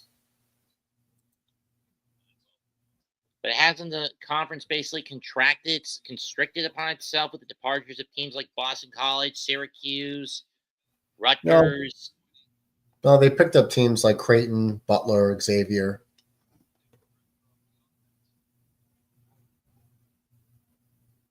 They picked up other teams, DePaul. Line up the middle, base hit. First and second now for the Yankees. All right, so with Vivas up, they really need to bunt these guys over to second and third for the top of the lineup. They better lay down a damn bunt. Mets, you know how I talk about all the time. Move the runners, first and second. Stop playing for the big inning. Move 2 runners in the scoring position with less than 2 outs. At least try to get a run in, manufacture the run. And Vivas is a 179 hitter, and he's a utility infielder that got called up because of Chisholm's injury. It's not like Aaron Judge. For his glove than he is for his bat. Yeah, you ain't got Aaron Judge up.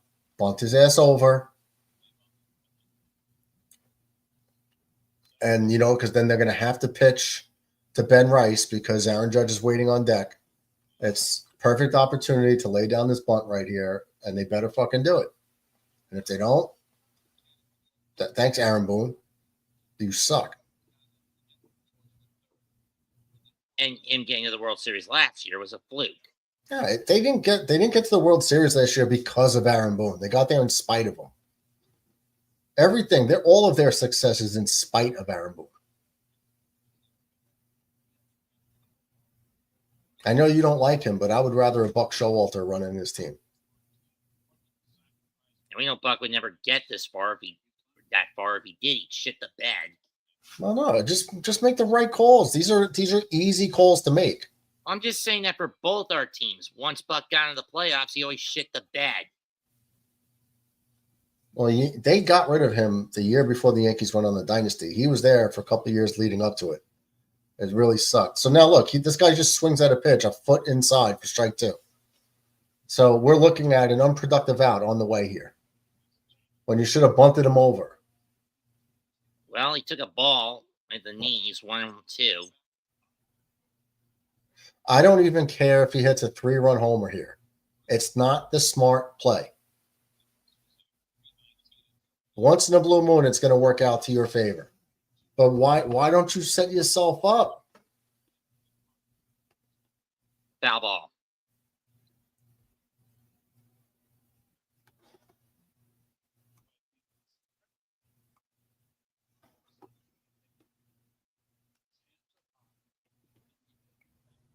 This guy's like a big strikeout candidate. It's number 76 on its way.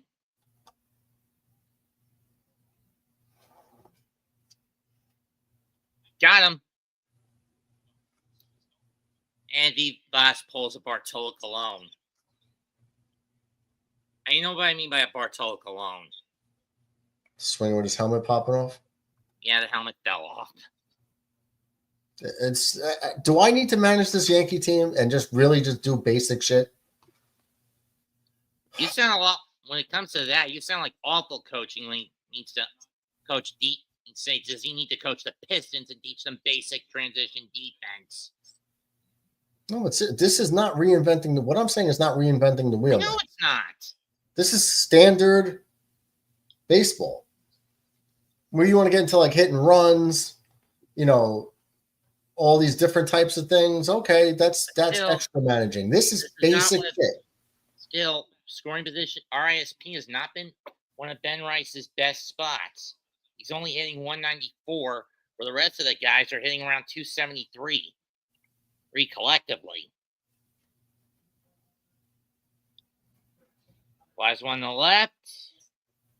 Nimmo steadies, makes the catch, and the Scara retreats. Yeah, and now you could just pitch around Judge if you felt like it. And Hefner's going to try to calm Canning down.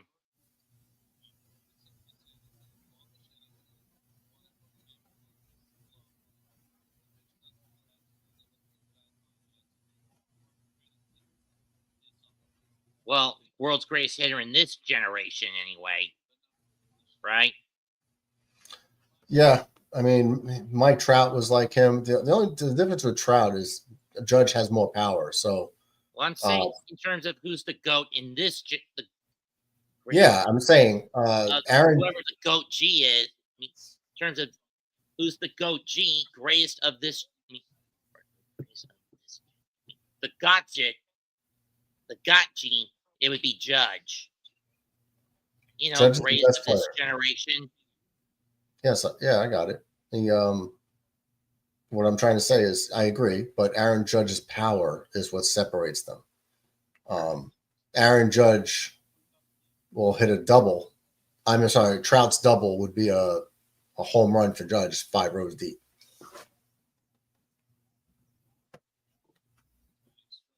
He's just got that extra power. Swing and a miss. This was the third inning strikeout. Slider and Judge.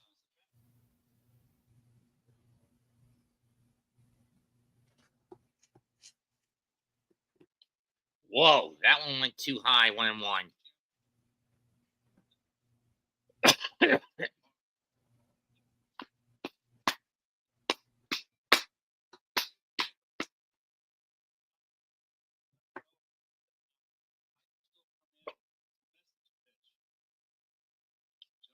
Judge slow grounder. Beatty scoops it up, fires, got him. And Griffin Cannon gets out of a jam. I'm going to get some steps in on my watch. Be right back. You know, Fitbit. Yeah. I'm not going to leave the room if that's what you're thinking. Oh,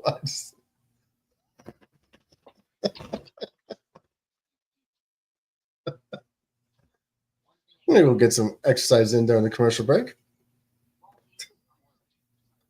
Yeah, so for those of you in Metland, made videos early in the year on my channel to where Aaron Boone just makes me sick as a manager. So he plays for the big inning and over relies on analytics that really haven't been panning out. So they're very selective in the analytics that they adhere to, not other analytics like the strikeout rate for this team, how many unproductive outs they make. Plays for a 3-run homer, but it has a team that doesn't get on base all that much. The whole league is playing like that. It's just frustrating that the Yankees have left about 7-8 wins on the table already because they're not scratching across runs early into the mid part of the games or even late to where a 1-2 run deficit in the 9th inning would have been a tie game had they played the right way earlier on.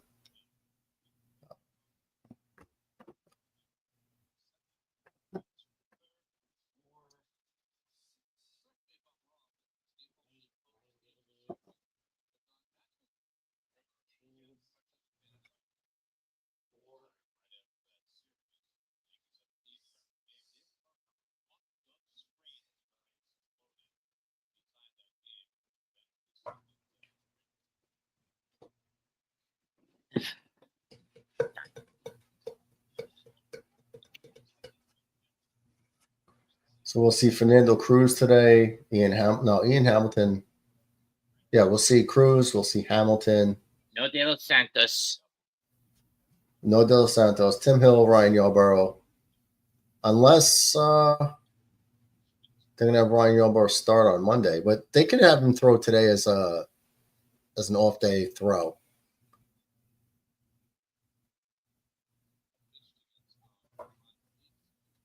The Mets. And for the Mets, no Kranick, no Budo. So it's going to be Brazabon, Cabrera, Stanek, Diaz.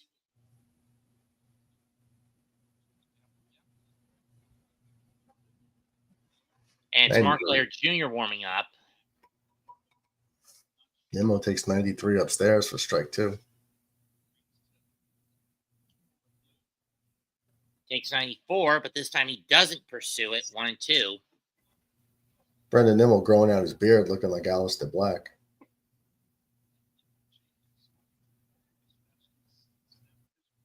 Still hate Jeff Cobb's name change. Well, J.C. Mateo is Jeff Cobb Mateo. J.C. is still Jeff Cobb. I know, but I'm saying it's still stupid and not when he built himself on his real name. Right.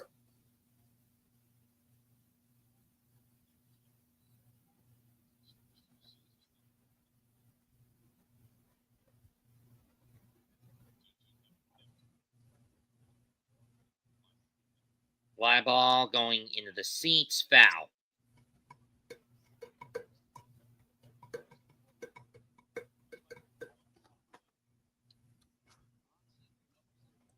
You think the Tigers and Dodgers are the best teams right now in the league? Dodgers, yeah. Tigers. Or do you think the Tigers are just a flash in the pan this year? I think the Tigers benefit from having a weak division. So flash in the pan, big fish in a small pond. Better team in a bad division. Yeah.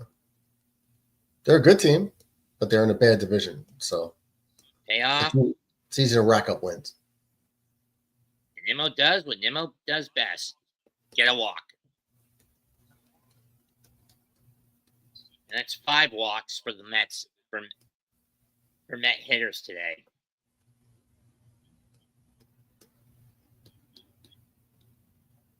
Donnie would have been a Hall of Famer if not for his spinal stenosis issues. When you agree? Donnie? Don Manley, yeah. Yeah, I still think he should. I mean, if you're going to put someone like Kirby Puckett in the Hall of Fame, you should put him in the Hall of Fame. Harold Baines.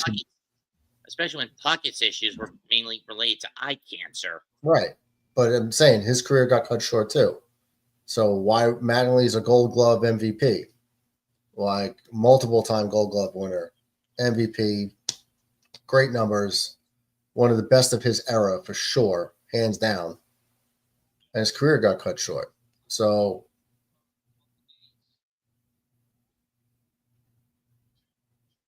to put in Kirby Puckett, and then Harold Baines making the Hall of Fame is one of the most atrocious things I've ever seen. When Harold Baines made the Hall of Fame, I do not care anymore about the Hall of Fame. It is illegitimate in my eyes. Harold Baines has never been the best player on his own team, in my opinion. Most of his career was with what? Baltimore? He bounced around. No, White Sox. I'd say he was more of a White Sox guy than Baltimore. Ground ball, 5, 4, 3.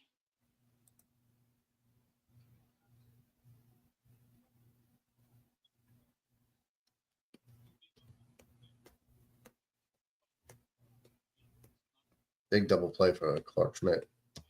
Let's face it, he was going to get that easily. Vientos isn't that good on the base pads. Gone by like a step or two. Yeah, around the horn to beat him by that much is a little crazy. But either way, Harold Baines making the Hall of Fame is a fucking joke. And that's what the Hall of Fame is for me now. It became a political thing, in my opinion. I just don't. I don't think it was right.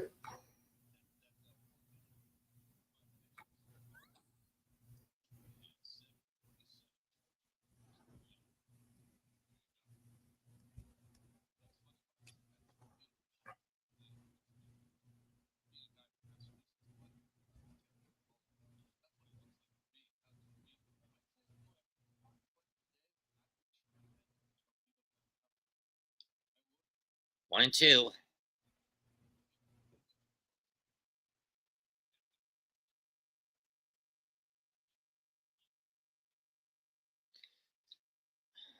Funniest Yankee game in recent history for me, that loss they took to Baltimore in 21 where the cat got loose. Remember that, Murdoch? Not necessarily.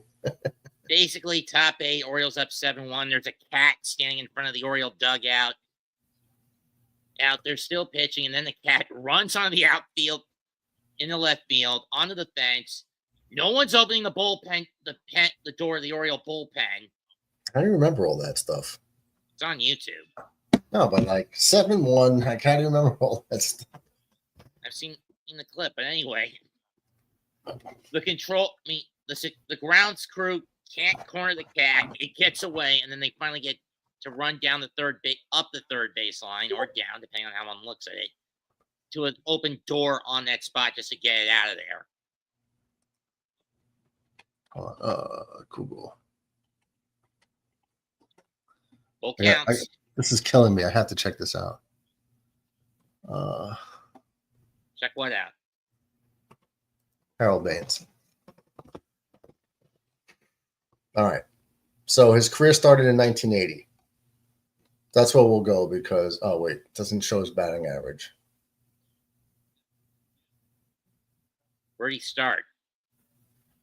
The White Sox. He was with the White Sox from 80 to 89. Halfway through 89. Remember him being with Baltimore in 93, right? He went to the White Sox for 9 years, of 10. Well, 1, 2, 3, 4, 5, 6. 9.5 years. Then he got traded at the deadline to the Rangers for a year and a half, or a year. Then went to the Athletics at that deadline for another 2.5 years. Then he went to the Orioles in 93, 94, 95, back to the White Sox 96, 97, back to the Orioles 97, 98, Cleveland 99, traded to the Orioles in 99 again, 2000 back to the White Sox, and then half the year went back to the Orioles. Like, Jesus. McNeil Never popped hit- this one up. Shallow center. Won't be back. Inning over. Never hit more than 29 home runs.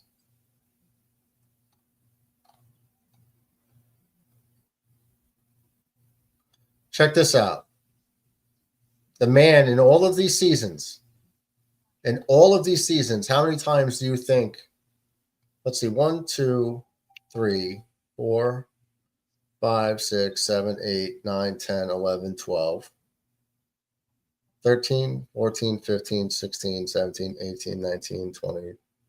In 22 seasons, how many times do you think that he broke 100 RBIs? Not a lot. 22 seasons, I said? 21, 22 seasons. How many times? Just take a guess. How many times did he break 100 RBIs?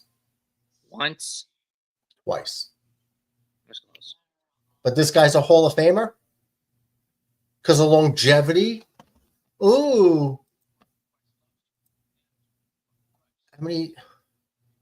He didn't even crack 3,000 hits. 2866.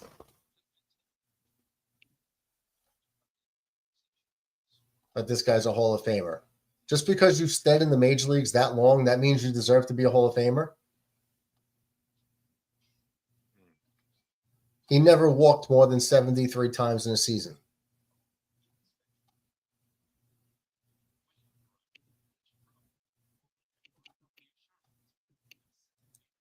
Hall of Famer my ass.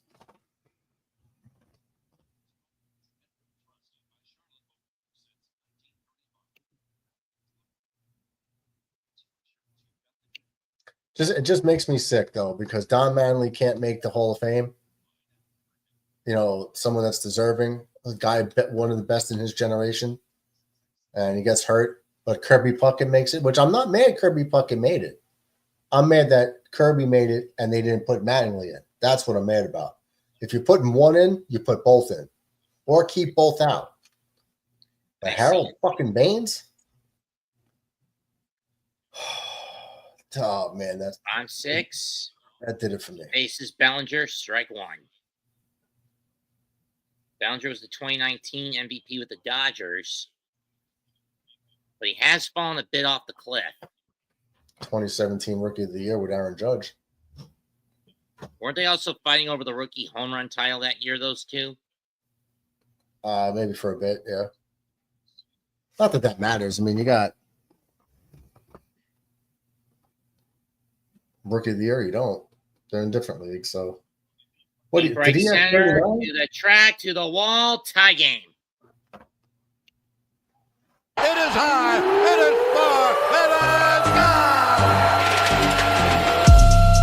That one's driven deep to left field. There it goes. See ya. That is ripped into right, back at the wall. See ya! Schmidt swings at the first pitch and launches it to left center field and deep.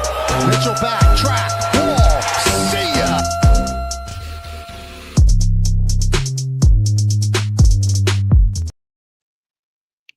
Went for the backdoor slider, but he stayed too far in and it went out. 2-2 game. See, the baseball gods heard me talk about Harold Baines and was like, you know what? The dog's right. The dog's right. Let's give him a dinger. And they did. Thank you, And the guys. Mets are getting Bronzabon ready in the bullpen.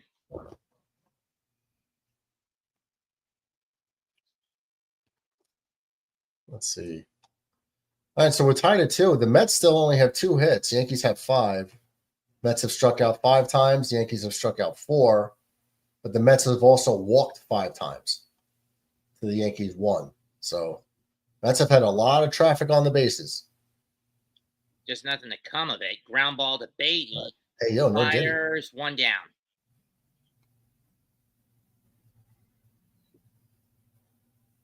Mets, imagine you were at a Diddy party. I'd rather not. Man, I would love to see you at a Diddy party. Fuck you, Broken Bell. Murdo got the big arms because he's carrying. Just busting your chops, bro. It's just busting chops.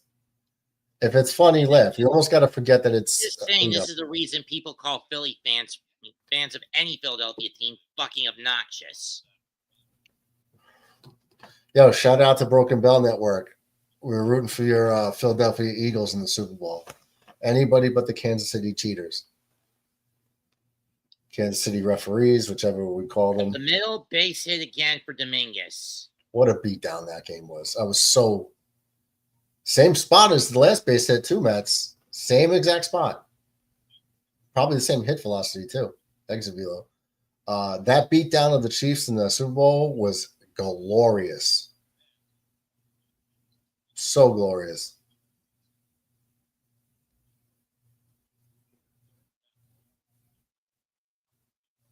Dominguez seems like a different hitter since he hit 3 home runs in Sacramento in one game. Been waiting for him to come alive, but he's still a young kid, so he'll He fouls that one off. Volpe, I don't know. I'm not so sure about Volpe. He does good at Yankee Stadium, like as a Yankee. But everyone else, he's just meh. Well, a lot of his home runs barely make it, and that's okay. I don't need him to be a home run hitter, but you're hitting 233. That's where I got a problem. I don't care about the home runs. Like I told you on my stream, the 1998 Yankees, the best team in history, the guy who led the home runs, the team in home runs, had 28. That's it. He just takes off, and after the whole base hit, Dominguez didn't know where to go. He's going to stop it. He's going to only make it to third. Had he kept going, he would have scored, and the Yankees would have taken the lead. That's okay. If they stay out of double play, it's okay. And now Mendoza's going to come on and take Canning out and bring Brazoban in. Is this bullpen gambling? Terrible play by Alonso at first base. That was a terrible play. Terrible dive. Like, he could at least knock that down with his big-ass body. Infrared says our forefathers are rolling over in their graves. Oh, he slid. That's what happened. And that's why Dominguez didn't know. He was looking for a steal, not to take off on a hit. Well, if it was a hit and run play, if it was hit and run, you're not sliding. He might have just been stealing. That's the point. You don't slide on a hit and run, and he slid. Right. That's yeah, bad so running. It's probably just straight steal. That's bad base running on Dominguez. Well, he was stealing second base. Yeah, but it just goes through the hole. You shouldn't slide anyway. Wait until you get to third. Know what I mean? Just trying to put myself in the runner's mind frame. If I'm running to steal second base, maybe he didn't know he probably didn't know that the ball got through for a hit. For all he knows, the ball got fielded by Alonso, and he was just trying to get to second base safely. You know what I mean? To slide to beat the force out. As we know, Alonso mistimed the dive. Yeah, he mistimed it. He should have at minimum knocked that down for sure. But we're gonna have one out with runners on the corners for the Yankees. What'd you say, Brazoban coming in? Yeah. Okay. So where's this guy?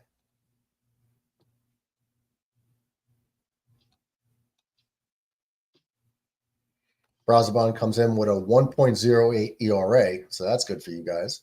Name that Yankee time. 296 games, 180 hits, 60 stolen bases, Played for the Mets in 1986, Padres 87 to 88, Yankees in Who were the 89. three pitchers in the Subway Series to hit a walk-off homer?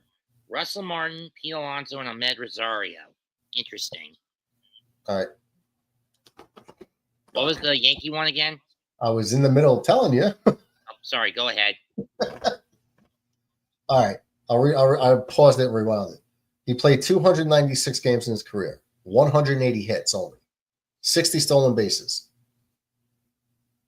Okay. And Alonso 86 gets forced at the plate. a ground ball to first and he threw it home. Yep. Okay.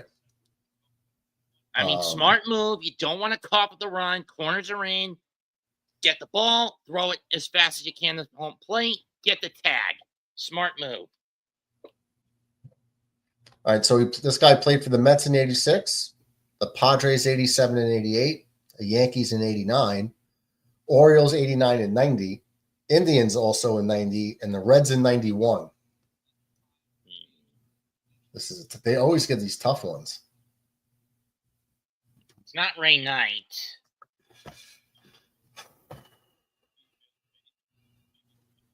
To only play 296 games, that's less than 2 full seasons. No, it's not Ray Knight. No way. Runners 2 take full off, seasons. double steal attempt, safe. All right, so Yankees got second and third, 2 down.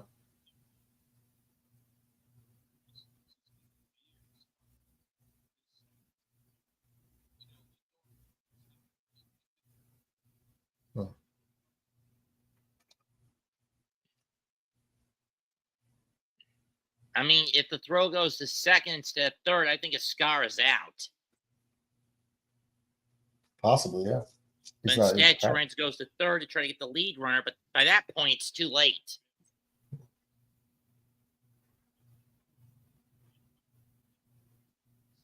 What? Oh, the double steal's been negated. The ump interfered with it. Is that possible? So they sending them back to first and second? Yeah, because the umpire got in the way. That's not fair.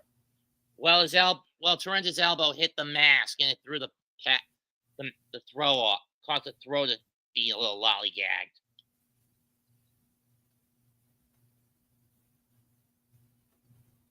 So maybe they should put the umpire in like the penalty box. Well, either way, the ump already penalized himself. How? They don't. There's no accountability for umpires.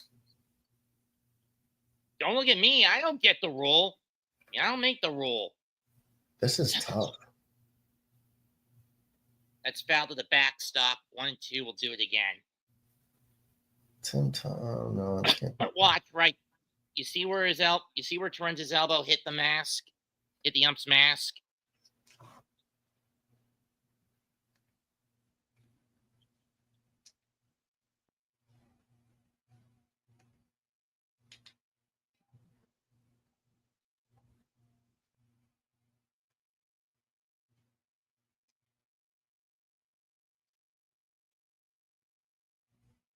Infrared. Yeah. Roberto Clemente was the 70s.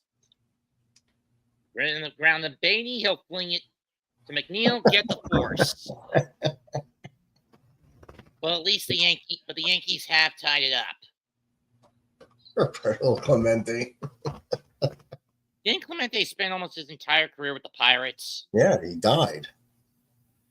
He died like in his prime. Well, yeah, he had exactly 3,000 hits, and he died. But again, his entire career was in Pittsburgh, right? Yeah.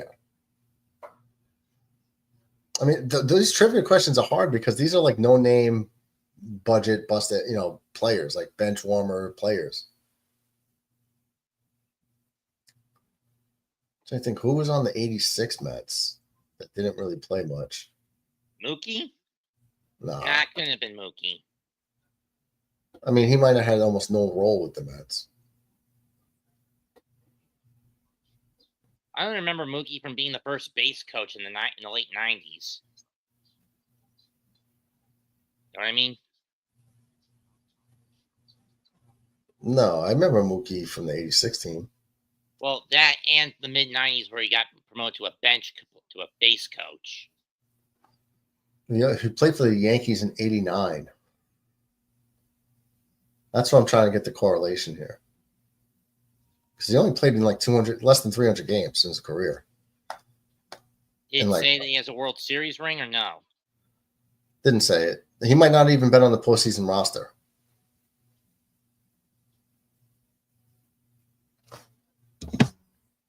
It's not Ray Knight, infrared. No, that's not Ray Knight.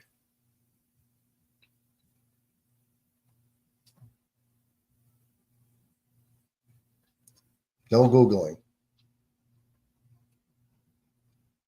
I didn't Google. He said he did. I know. Talking to Red.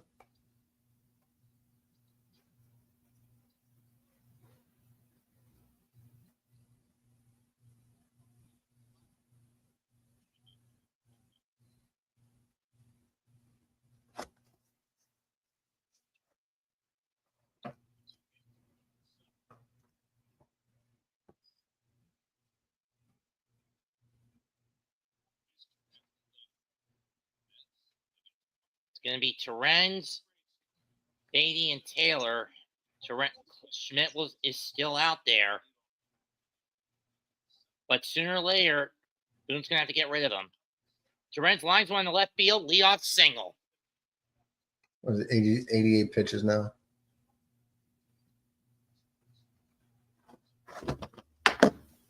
And now he's going to give him the hook. Do you go to Leiter Jr. or to whoever else?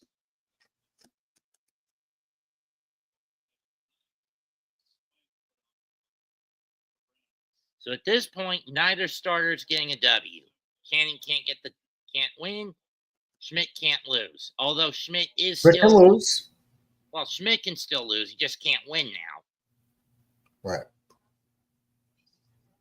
It's not Strawberry either. He's out.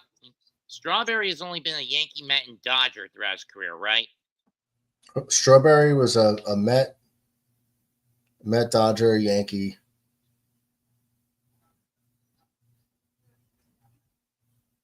I feel like that's it.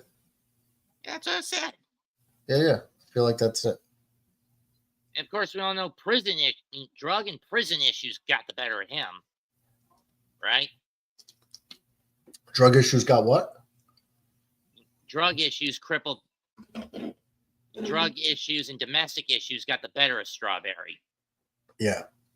The worst thing he could have done was go back to L.A., Crenshaw High School with all his homies. Eric Davis, back on John drugs. Franco was a pitcher. And if I remember correctly, he started his career with the Reds, not with the Mets, right? Yeah. And then the Mets got him in a trade in, 92, 93? Mm-hmm.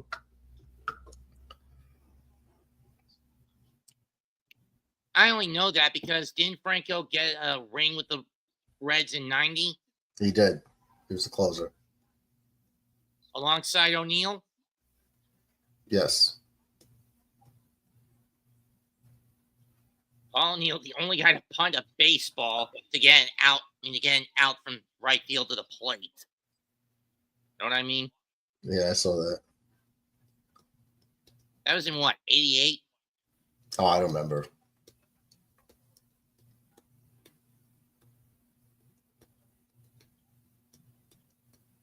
And it's going to be Mark Leiter Jr. up the pitch.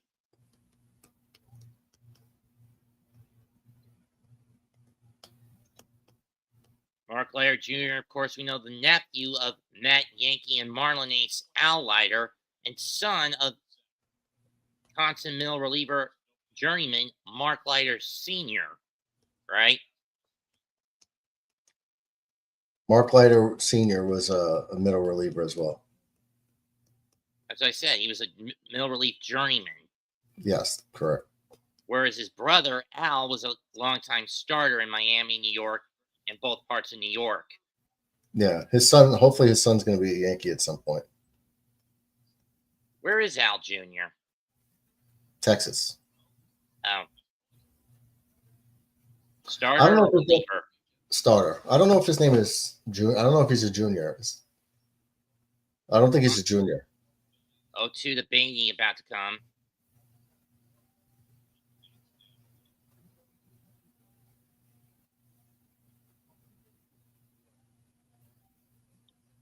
Ground ball. That's going to be a double play.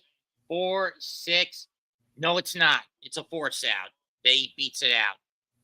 Wow. That's a cookie cutter double play. Is Beatty that fast? I don't know. Wow.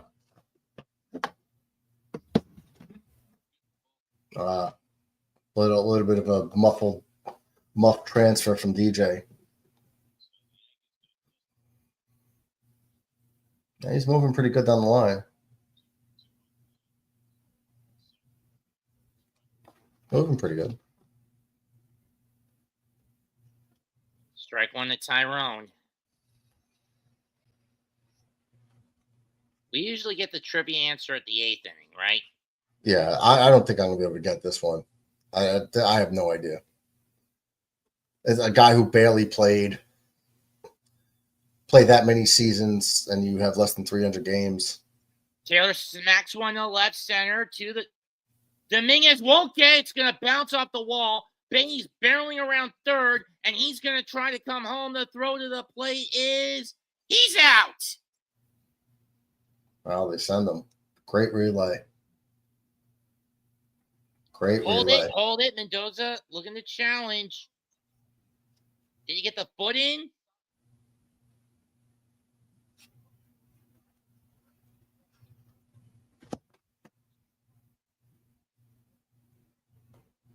They are challenging it. Let's see. Dominguez to LeMahieu. He's out. I think if he got his heel down, he would have been safe, but his heel, I think, was up in the air. Foot came in, but it popped up, so he's out. Yeah. His heel would have got to the plate first, but it was in the air.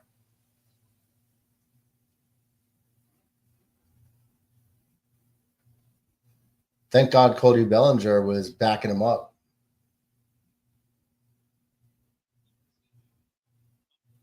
He's out.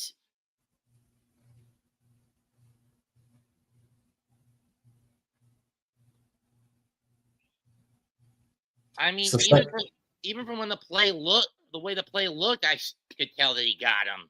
So it's the second play at the plate in this game. Both teams throwing out at the plate. And the call's confirmed. He's out. Mets lose their challenge.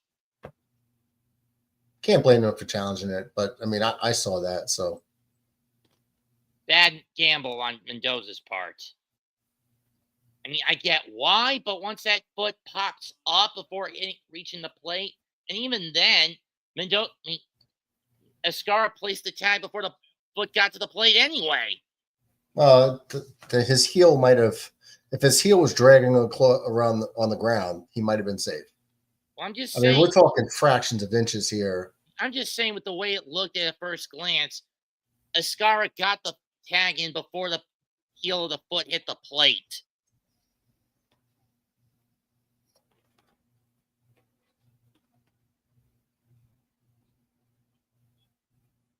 Well, that's only because Cody Bellinger was backing up the play. Dominguez played that terribly off the wall. So. Oh, that was Bellinger who threw it, not Dominguez. Never mind. Right. My bad. It's okay. Lindor up, 2 outs here, runner on second, hitting 291 with 9 homers, 27 RBIs. Top of the order up. This is a big out here because you got Soto on deck.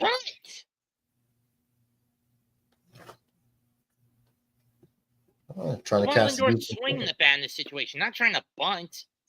Maybe he's trying to draw the infield in. Catch the defense up. He used to be. Yeah, like if you got the defense playing back and he gets a successful bunt down the third, he can beat that out.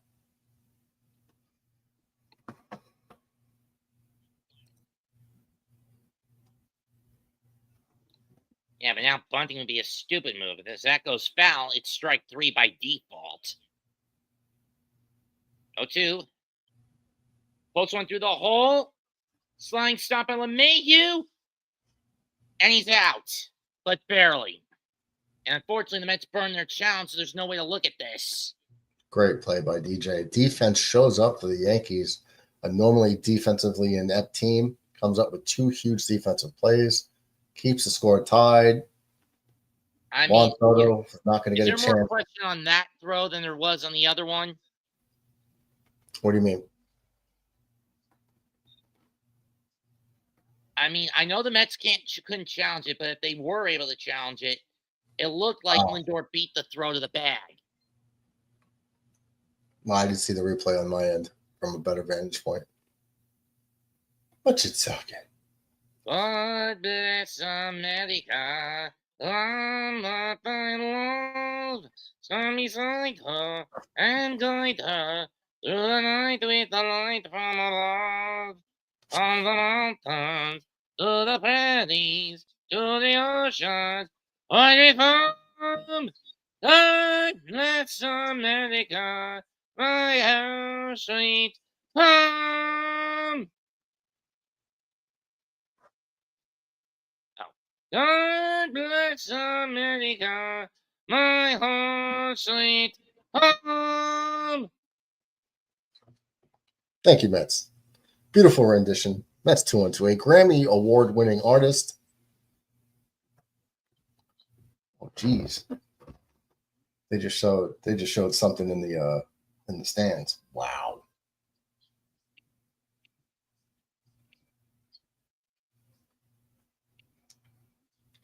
Jesus Christ.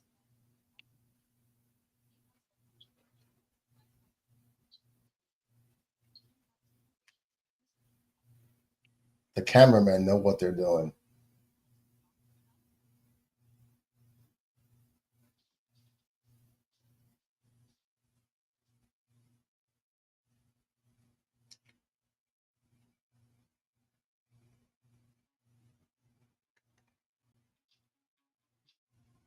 You gotta love when cameramen know the assignment. Jesus. Ugh, cameramen. Let's see, here it is.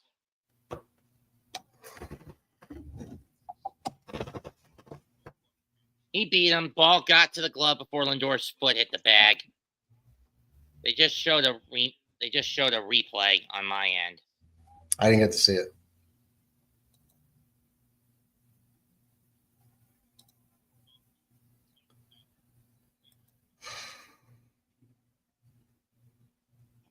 Peely's back in the chat. What you talking?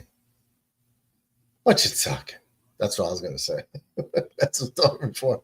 What you talking? Red says, Sister Beely, they're speaking softball. Oh, that was Volpe who threw the What you touchdown. talking? And it looks like we are getting a pinch hitter, Trent Grisham, coming up. Uh-oh. Who would he be pinch hitting for? Vivas. Okay, So it's probably that would mean that means Volpe's going to be moved to third, and someone else is going to take over at short. LeMahieu can go to third. Pablo Reyes might come in. I wonder if Dominguez is going to get pulled. If that's the case, that moves Bellinger to left, right? Yeah. Bellinger's going to go to left. Grisham's going to go to center. Yeah. So Grisham's going to pinch hit for Vivas, but Jason Dominguez is probably going to get pulled because he is a defensive liability.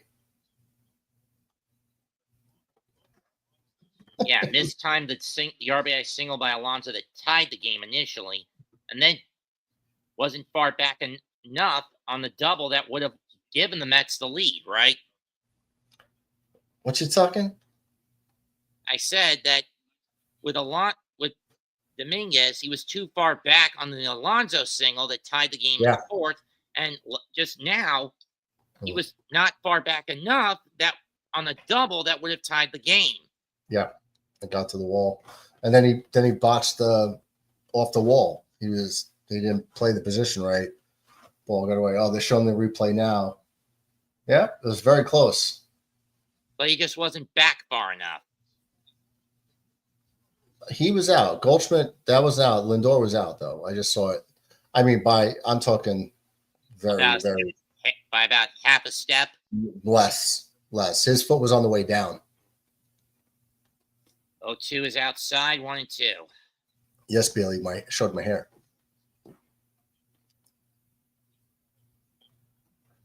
Rice up on the up in the back. No, on deck. And we know that Judge is in the foxhole. 2-2. The big problem with Brazaban last year is that he had a difficulty with pitch command, and we're starting to see that again here. 2-2.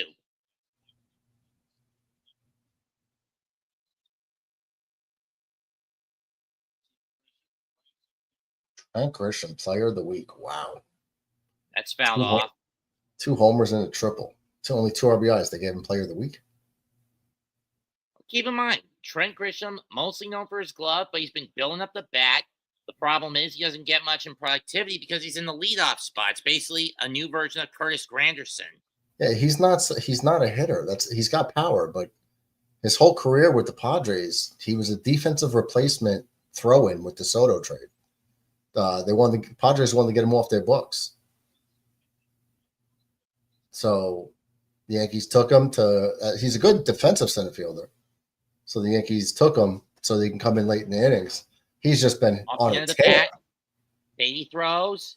Got him.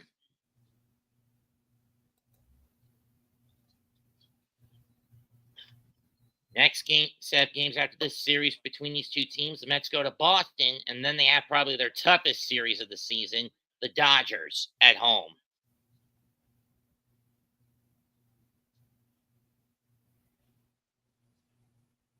Bueller's coming back up the injured list Tuesday. Let's hope that the Mets could take care of Boston. On the ground, the Lindor. Got him.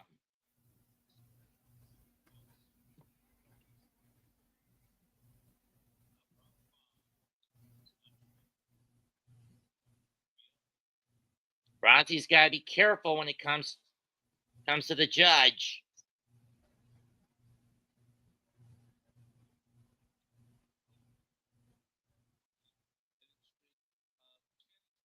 Damn, 0 for 3, dropped 7 points in his batting average today. First pitch is fouled off.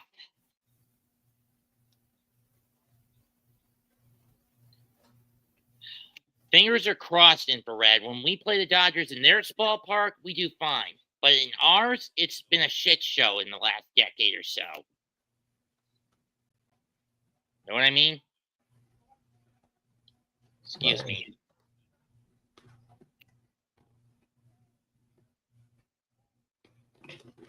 All right. 0-2 count as Aaron Judge fouls off in ball way inside. Bad pitch selection to try to swing at that. Nonetheless, I mean, that was about 8 to 10 inches inside. He still swung and fouls it off. So 0-2, 2 outs. Here's where I'd be interested to see if they start trying, if they go at him, we'll start seeing things low and away against Aaron Judge. Trying to get him to chase because he is susceptible to like off-speed pitches low and away. Well, anything low and away. But if you keep it low, below the strike zone, that's where he has trouble. There's a pitch way outside, low and away.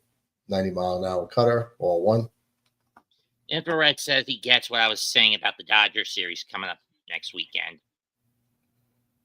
And I mean, I'm not wrong. I kept tabs on it. The Mets have only won one series against the Dodgers since the 2015 season. That was in the 22 season. Strike 3, chase 1. And it's been borderline impossible for the Mets to get a win at home against the Dodgers. At worst, they get swept. At best, they're only able to get a salvage. Somebody's going to have to talk to Aaron Judge and say, stop swinging low and away. You can't reach it. Even if you get a piece of it, you're not doing damage with it. So Capital One walk-off donations. Let's see how many we're at this year. Walk-off donations? What are you talking about? $31,000 to the Jackie Robinson Foundation. For every walk-off win, Capital One donates $1,000. Okay. And this is across all of baseball, not just one specific team.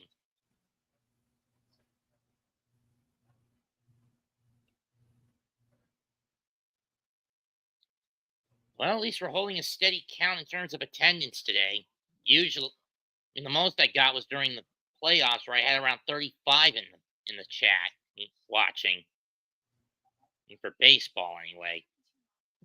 For football, I've had anywhere from 60 to 100, but those were just basically due to halftime rates by the Grassi posse.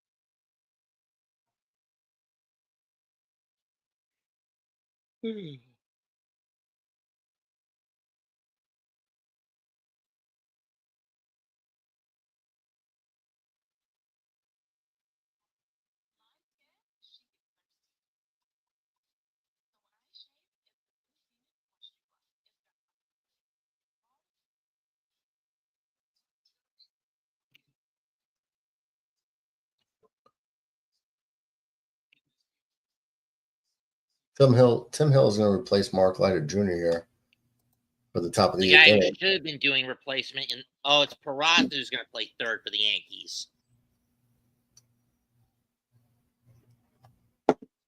Soto leads off, and he takes strike one on a sidewinding fastball, a sidearm fastball.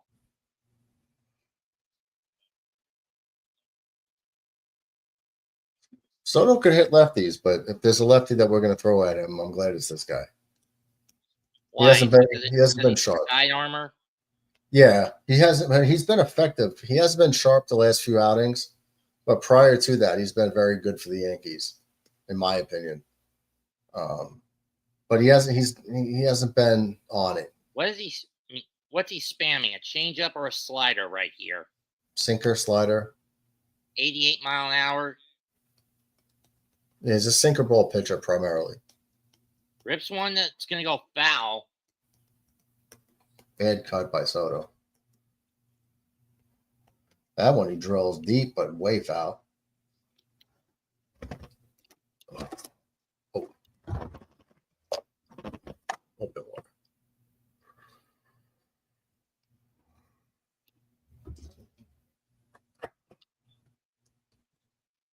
Foul the way again. Count says 1-2.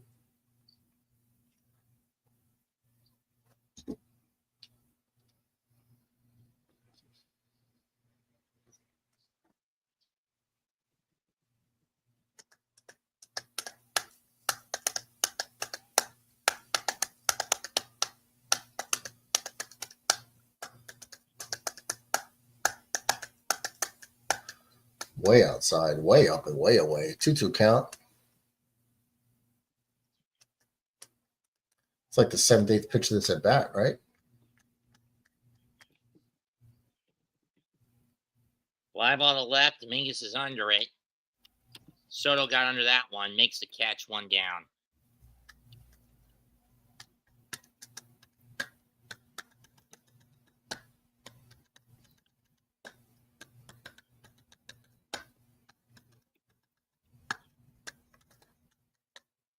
Fernando Cruz warming up in the Yankee bullpen.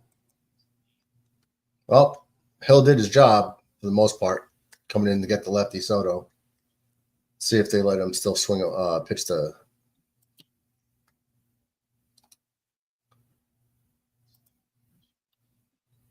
Alonso.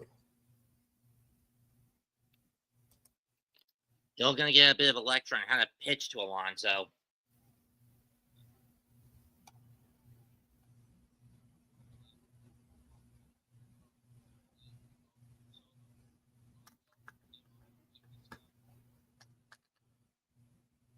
So back to Harold Baines. I'm looking into him more. He's a career 289 hitter.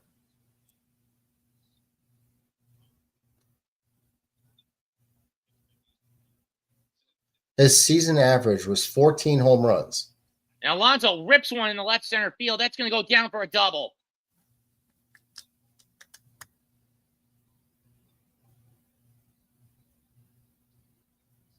Splits the defenders. And that's a nice smack. Wouldn't you agree? What's that? That was a nice hit by Alonso. Yep. Nice double in the gap. Split the defenders. Gets to the wall. Just a little higher on the bat, on the barrel, and I think that would have gone over the fence. Yeah, could have. But I'll take a double. You know, 1-out double.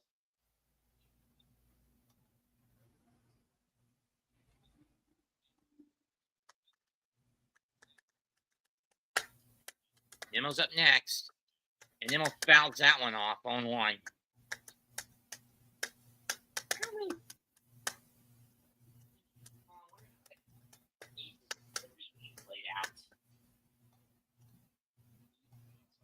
Channel 9 was the game station. My end.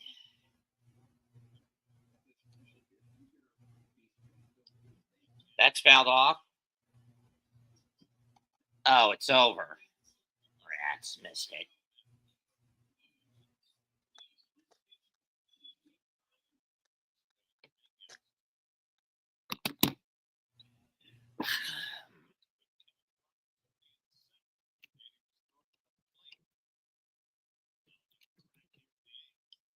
Nimmo grounds one to first, but that was fair. I thought that was foul. But whatever. Alonso goes to third.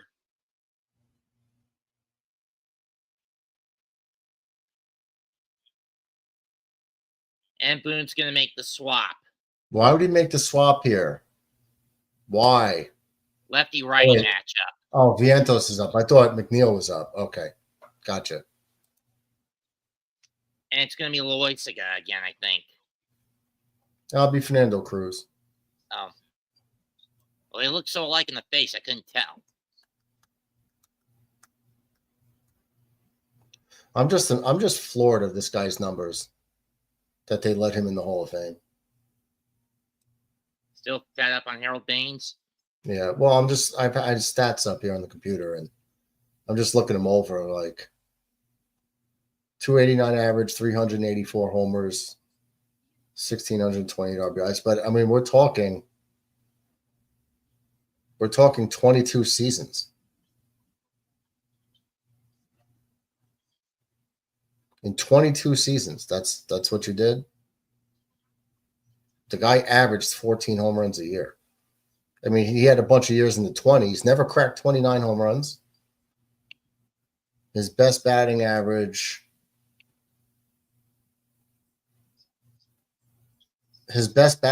was 322 one year. And at 321, that's it. Like, all right, so he was like a contact hitter that accumulated stats over his career. Nothing great about him. But the Hall of Fame is supposed to be reserved for the best of the best. He just has time accumulating numbers, and he still didn't even hit the 3,000 hit mark. You can't hit 3,000 hits in 22 seasons. How many did he get? Like 28 and change. What was Here's the answer? What was the answer to the trivia anyway? They're bringing it up now. Stan Jefferson.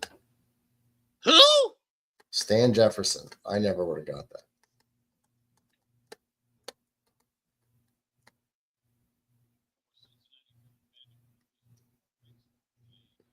Fernando Cruz has been a secondary closer behind Luke Weaver this year. What you got to watch out for with this kid is the split finger. First pitch to Vientos. Stan Jefferson, the 20th overall selection by the Mets in 1983. He played 14 games with the Mets in 1986. So he wasn't part of the playoff roster, right? Probably not. No. He grew up in Co-op City. DJ. What? DJ wanted to know what the score was. So far, and 2-2. Just chases a splitter that went way too far out of the zone. Stan Jefferson grew up in Co-op City in the Bronx, attended Truman High School, and he joined the New York City Police Department in 1997 After he retired, from baseball, I guess. Yeah. he's dead now, right? Stan Jefferson? Yeah. I don't know. It says he worked 9/11 after the aftermath. Worked down there. He might be dead. I don't know. 1-2 pitch. Santos is going to meet. Santos asks for time. Takes his time out.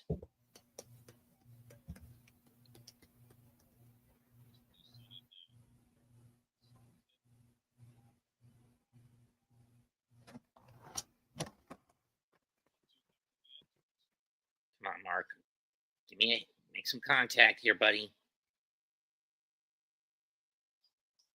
And he struck out at the 4 straight splitters. He chases 3, and the Yankees strand Alonso at third.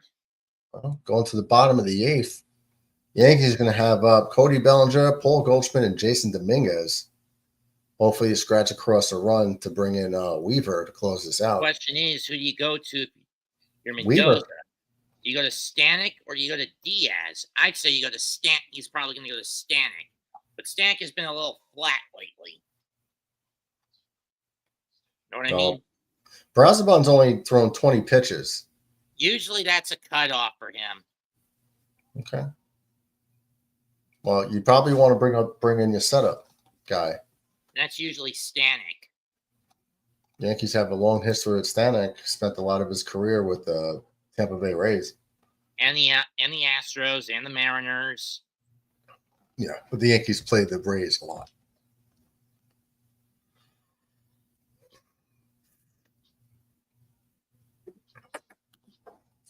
Trust me, I've gone on Mendoza for leaving a pitcher that's thrown 20 or more in a game out there for too long. Multiple times. Bullpen gambling. We all know how Mets feels about that.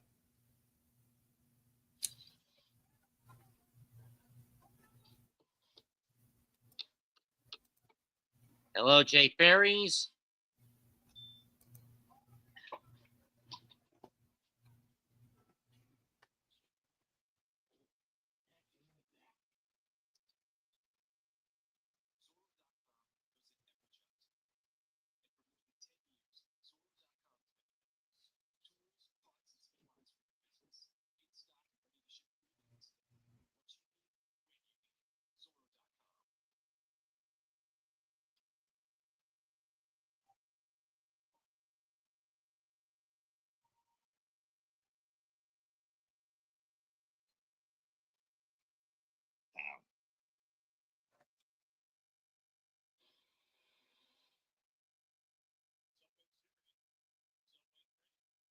Ha ha, very funny, Gary.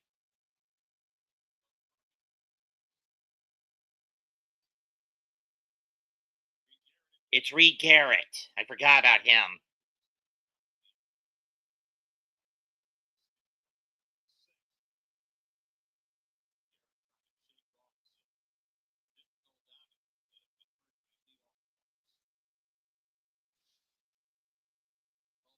Low it away to Cody Bellinger. Takes a ball. Count evens up at 1-1. Big home run by Cody Bellinger in this game. 2-1.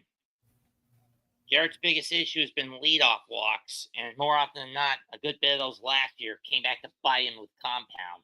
But then again, other times he was pitching behind Jake Diekman when he was brought in for utility out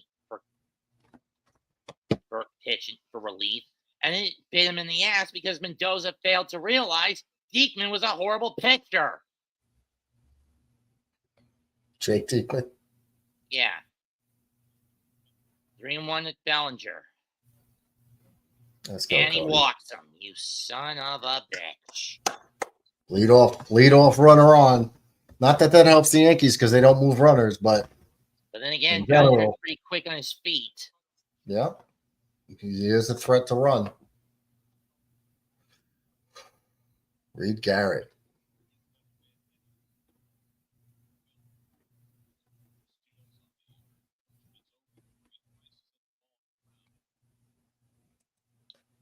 Stay at the Ground double ball to play. Lindor. Sit for. Got him. Double play. Just what Garrett was hoping for. It's just saying stay out of the double play. Oh, man.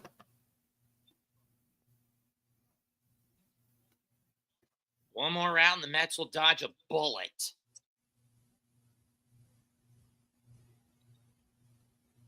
See, the Mets will send McNeil, Torrens, and Beatty in the play in the ninth.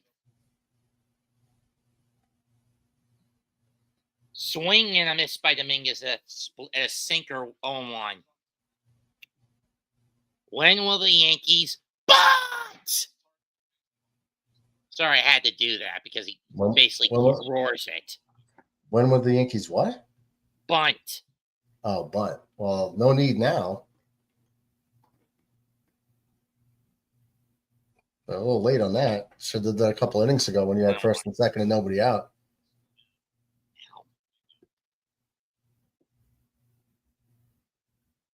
Devin Williams warming up in the Yankee bullpen. Hoping to keep the PST train down. That's fouled off 1-2. And we know the Mets will go to Diaz in the ninth.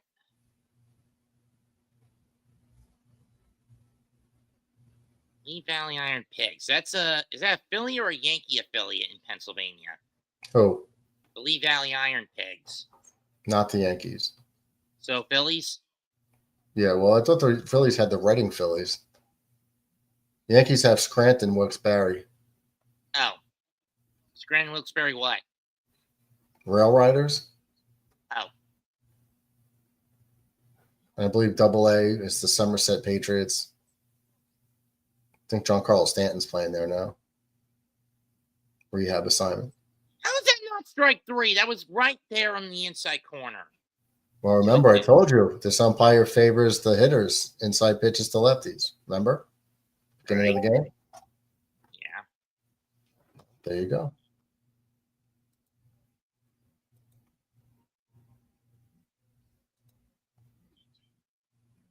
In the dirt again. Garrett's got to work on that split finger. Or to where it doesn't bounce. Know what I mean? Yep.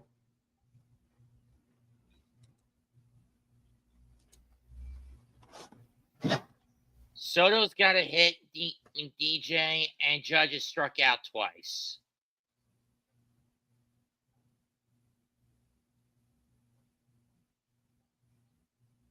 Payoff pitch. Walked him again.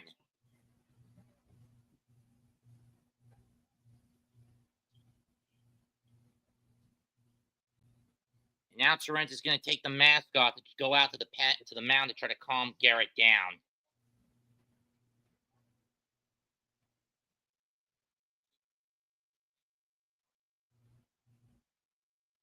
He'll face Volpe.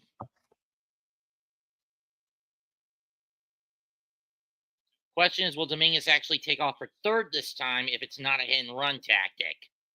Know what I mean? Well, it's a possibility that could have straight steal. I mean, when you think about it, the last time he was on base, he did screw up. Well, I think it was just unfortunate. Well, I mean, it was still a screw up. Anyone with half a brain knows on a hit and run, you don't slide in the second. You do that when you get to third. But that's what I'm saying. It might not have been a hit and run.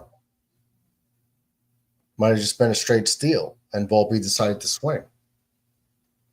2-0. Count. Yeah, Garrett's starting to get pissed. Torrens going out there now to try to calm him down.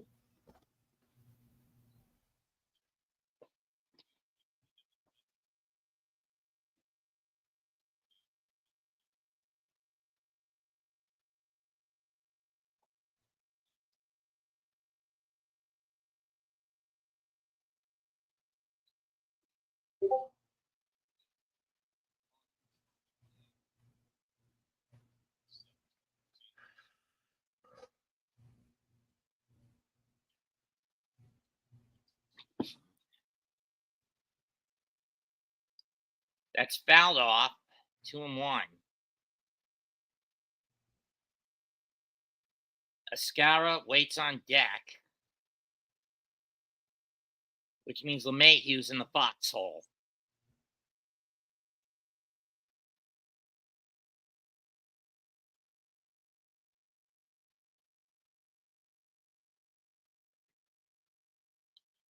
Volpe fouls it into the Met dugout, 2-2.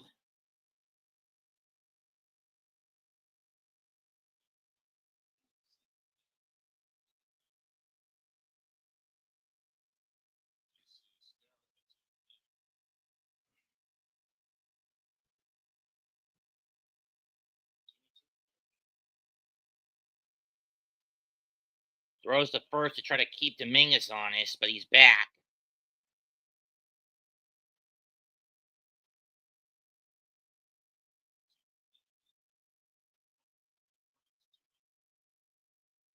First of the twos. Volpe likes one in the right field. Base hit. Soto will have to play it off the wall. If it gets to the wall, Dominguez could score. It's a good hop, though. Third. Soto got in quick enough. Yeah, it was a good hop off the wall. So what do you do here? Walk Escara to get LeMahieu? LeMahieu's the better hitter, but for the forced at any base, I guess the sound thing is to walk him to get the force at any base, but I think I'd rather face Escara than DJ.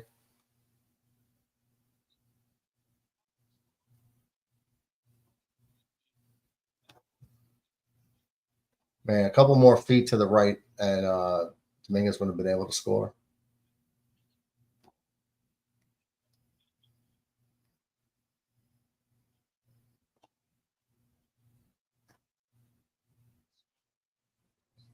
He's going to stick with Escara. I would have gone with Wells in this situation if I was in Boone's shoes. Good point. I think they like the fact of lefty-righty here. You know what I mean? Yeah. I think that's probably Way why. upstairs, almost gets away from Torrens. Ball one. Almost gets away.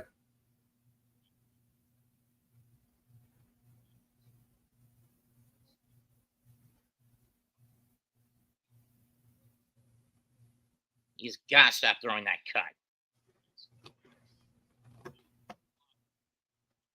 I mean, if you can't control your pitches, you better stop throwing the ball in the dirt. You got a runner on third base that could potentially be the winning run. You know, I think I would. I think I'd be staying away from balls down and low. Because even if you trust in the catcher here. Ball three. I think at this point you gotta get Diaz up. Might as well just walk him here. I mean, I guess they just wanted to get him to chase, maybe help get himself out, but well, it ain't working. Very, very dangerous to throw balls in the dirt though to get there. And ball four, bags loaded. Now you bring in Diaz. Garrett Reed acting not like been able to find the fucking plate with that sinker or his cut fastball. You're kidding me. They're going to Jose Castillo.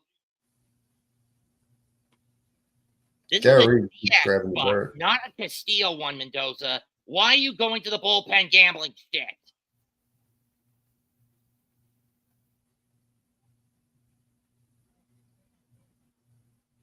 I'm going to kill him if the Mets lose this game.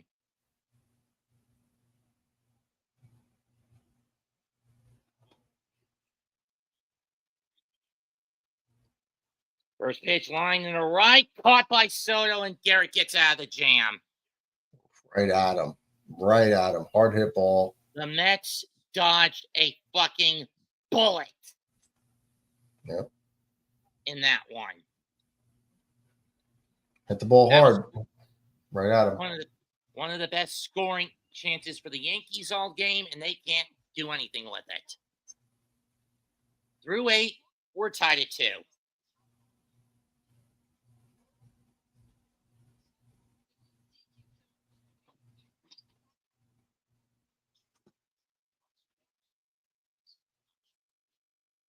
One thing that's always bugged me, Murdog, is why is it that the Crosstown Classic games are almost always day games? Yeah.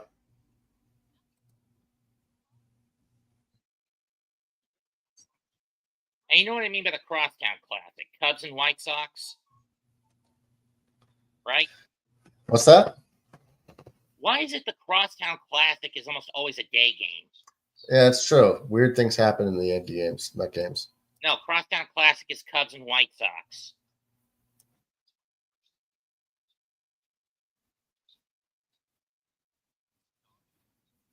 Because you got one team in the north part of the town, the other team in the south. Chicago.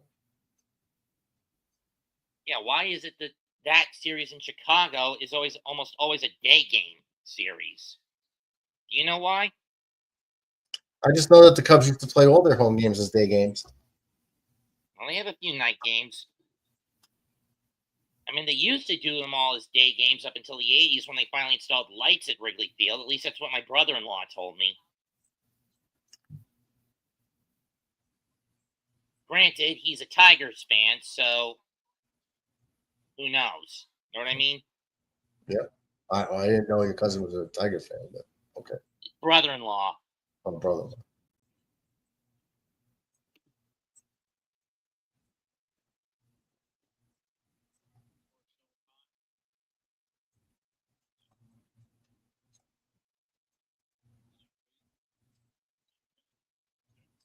McNeil leads off, and he takes ball one from Devin Williams.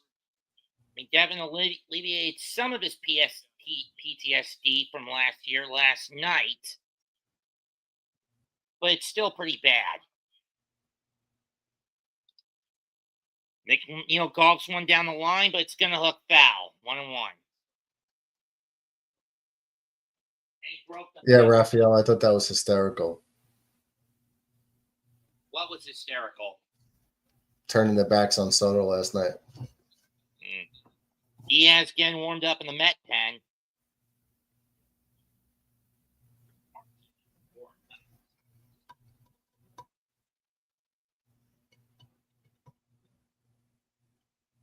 Diaz didn't really face the Yankees at all last year until it was in Yankee Stadium.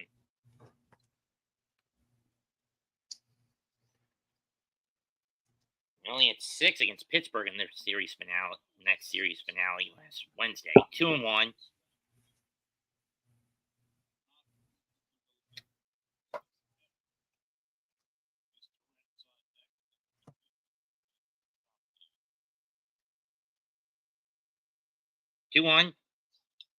McNeil lopped one in the center, left center, and Dominguez has got it. 1 down.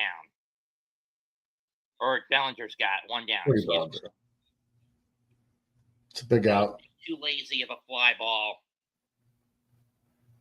wasn't it? Well, it's important to get out of this inning 1, 2, 3 because you're going to have to face Soto in the 10th with runners on first and second. Yeah, but that's if Diaz gets out of there unscathed. Yeah, that's what I said. You know, his innings have been just as much of a heart attack as with people with like Garrett or Stanek for the Mets. Terren's up next. Ball 1.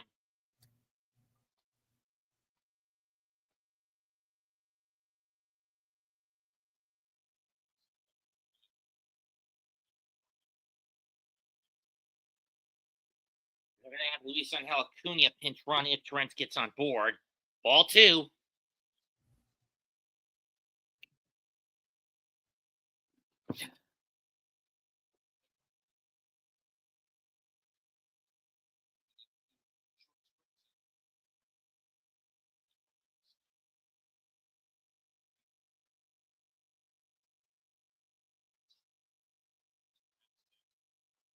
How is that a strike?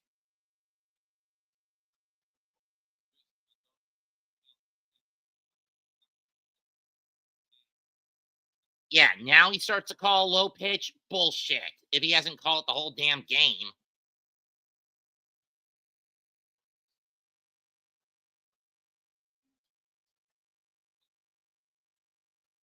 Two 1 pitch. Ball 3. Murdoch, you lagging on your end? Yeah. Thought so.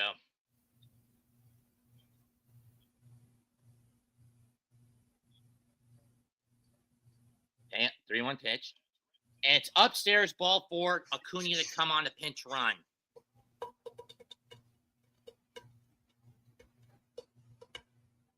And here he comes. How do you walk the number 7 hitter?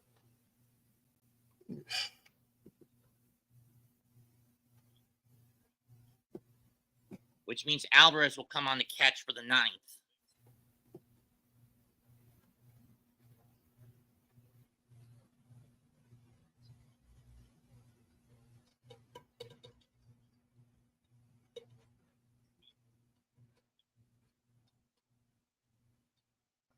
Gary, do not fucking jinx that.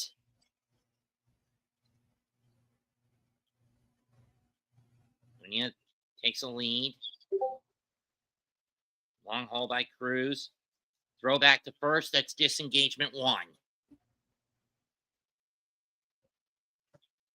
Is there a Acuna, limit 10 on how out of many 11, times you could 30. throw over? What? Is there a limit on how many times you could throw over? 3. If you try a third time, it's listed as a balk. Oh. Strike 1. Basically, if you do 2, you're safe. But if you throw it over a third time, that's listed as a balk. Or at least that's my understanding of the rule. 1-1.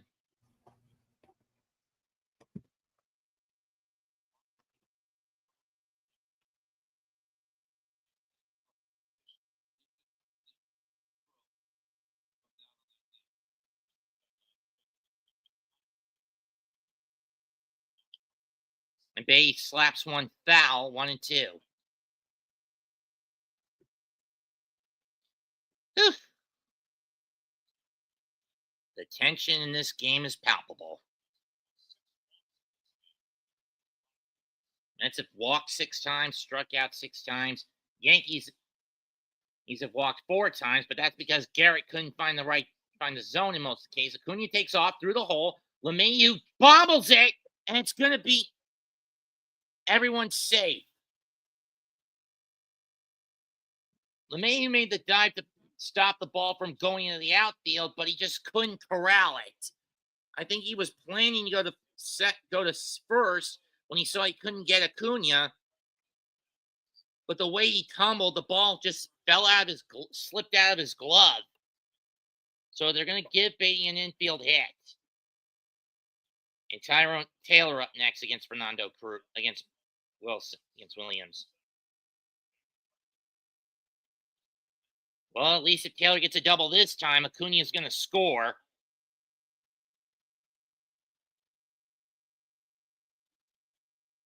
First pitch to Tyrone. And Taylor gulps and misses. Strike 1. Happy Hello, Saturday, Daniel DJ. Berry. What? It's happy Saturday, Daniel. Yeah. 0-1 pitch. 1-1. And Williams is clearly in trouble. Ian Hamilton warming up in the pen for the Bombers. Devin Williams is not in the game. Fernando Cruz is pitching. Why did they say Williams?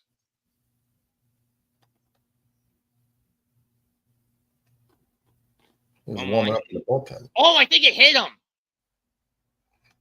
And it hit. And it Catcher. What? It hit both of them? Yeah, it hit Taylor in the elbow, and then it ricocheted and got Escara in the face mask.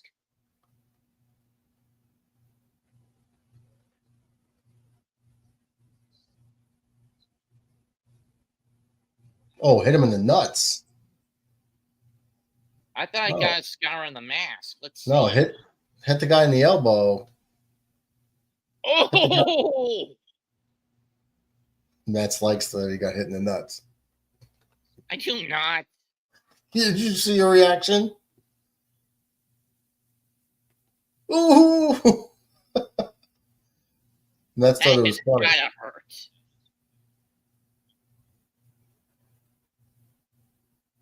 Lindor will be up next.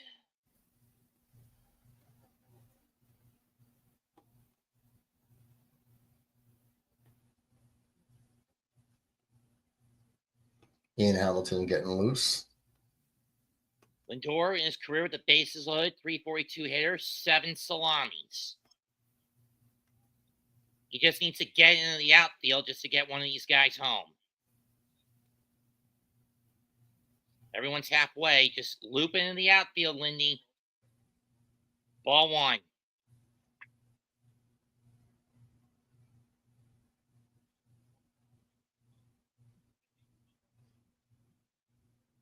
All he needs to do is just get into the outfield, right?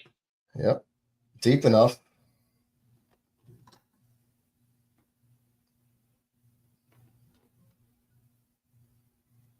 Ball 2. Come on, kid. What are you doing? 7 of the 11 runners scored with runners on third with less than 2 outs when Lindor's at the plate. On average, 53% by the Major League average is 53%. Man, why does this guy keep throwing balls in the dirt? Like, what is wrong with him? Ball 3. I thought that was a strike on that one. Now you got to come into him with 3, like a hitter's count. It's less than 2 outs. Bases loaded. Like, this guy's getting cute with his fucking splitters. Like, what are you doing? You can't miss now. You leave yourself no leeway. And Lindor takes it, strike 1. I mean, it's the hitter's wheelhouse now. You got to come down. You got to come down. And at this point, you got to throw an off speeder. And Lindor hits it to the left. It's not that deep. Bellinger makes the catch. Acuna's tagging. The throw is going to come to the plate. Not in time, and the Mets get the lead 3-2.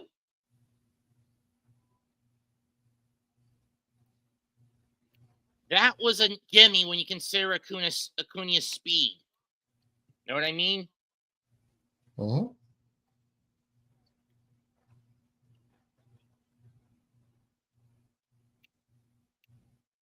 And Dominguez was just basically in the way of Bellinger.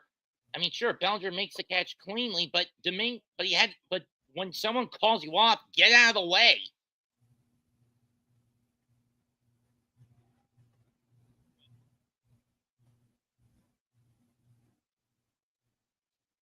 For Lindor, that's RBI number 28 on the season, or 29, I don't remember. Here's Soto. Soto cracks one up the middle, but it's snatched by Volpe, and he'll get the force to end the inning. Adam played perfectly up the middle. Now can Diaz slam the door? All right, it's going to be Peraza, Rice, and Judge against Diaz, so Yankees have a chance.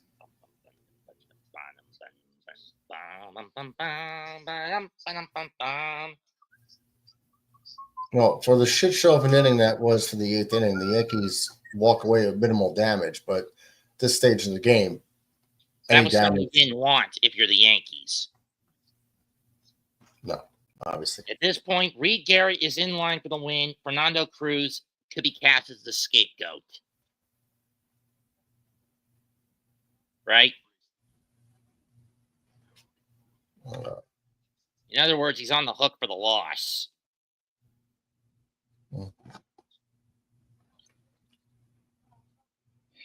You you get the first out of the inning, then you walk the number 7 hitter. Then you give up an infield hit. Yeah, infield hit. You can't get the hitter. Like that Lindor out should have been the 3rd out, and that's it. And then you hit Tyrone Taylor, the number 9 hitter. That's like you walk 7, infield hit to 8, and you walk 9, and you get out of it with minimal damage by Lindor and Soto. So you're lucky there, but they shouldn't even been in that position. Bottom of the lineup, they're pitching these guys like they're Barry Bonds up there. Stop throwing balls in the dirt. They're not swinging. Stop. Get the out. Make them hit it. Put the ball in play. It's almost like Garrett Reed, whatever. The inning before, it kept throwing the ball in the dirt. Stop. Garrett Reed, whatever. Stop throwing the ball in the dirt. Reed Garrett. Oh, Reed Garrett. Okay.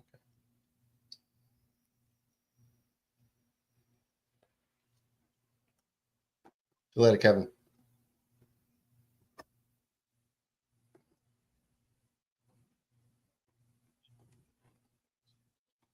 Angel Acuna will move to second, which means McNeil is out of the game. And Austin Alvarez Wells. will catch. So it's a double shift for the Mets. Austin Wells is going to lead off the ninth inning, hitting for Peraza. Okay, I'm going to hit the hay for a bit. See you guys later. Night, Kevin. Austin Wells is going to pinch hit for Peraza. So that means I don't mind this move. If I'm Boone, I think this is a smart move. Right? yeah, I was going to say it.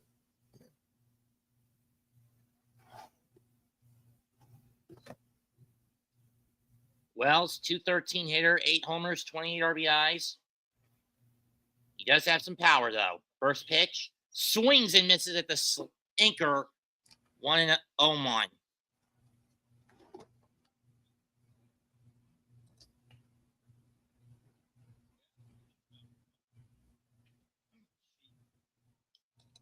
Two far inside, 1-1.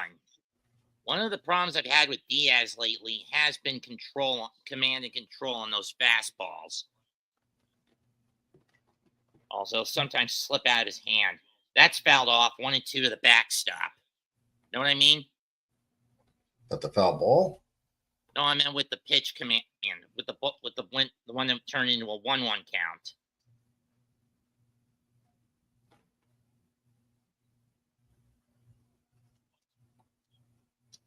And it's in the dirt, 2-2. That slider is also a bit of a pain in the ass lately. It just sinks too much, and no one's chasing it anymore. Know what I mean? Yeah. It's either you got it working or you don't. If it doesn't start at a certain... Stop throwing the damn slider, you son of a bitch.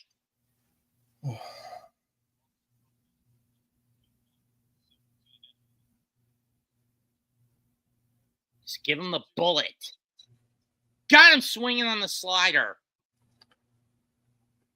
Tipped into the glove.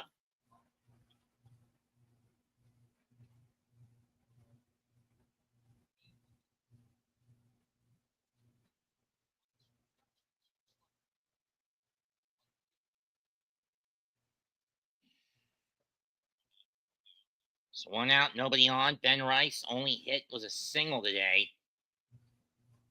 And he takes strike 1. And that was after the LeMahieu homer that got the scoring going for both sides.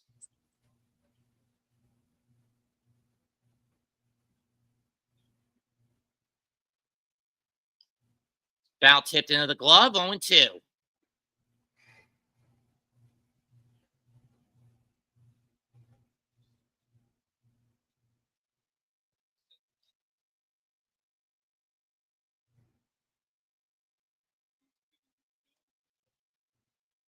Fun fact, this is actually the first time I'm doing a Subway Series game on my channel.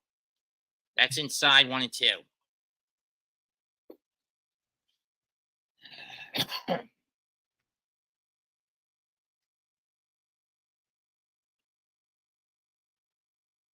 Would have done it with the 9-11 game in 21 by Looper. Caught by Beatty. 2 down. But I had no idea that StreamYard existed back in 2021. Know what I mean? Yeah, me neither. Well, I've only been streaming since September. I've only been posting videos since like 2011 and only doing streaming since 22. That's 14 years. Well, I've had my channel since 07. I just didn't know how to put content on it back then.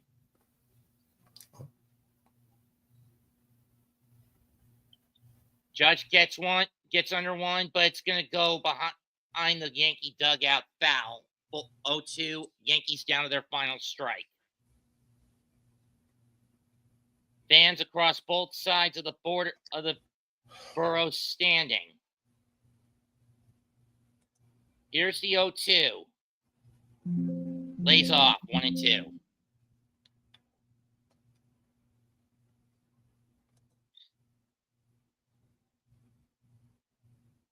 Well, compared to my other streams, this has been a significant step up, especially when I have someone to bounce off of. 2-2 is Diaz continues to go too far off the plate. I don't know why he's pitching that far off the plate. I mean, I get trying to get Judge to chase, but if you're making it obvious, he's not going to take the bait. You know what I mean? Well, he has a penchant of chasing low and away. So I'm just saying, if you're making it that obvious, he's not going to chase. He's not taking the bait. 2-2 pitch. Fouled off again. Is all 100 I'm miles saying. an hour. I'm just saying it. Don't make it too obvious, or he's not going to chase. I understand. Pitch level. 100 miles an hour.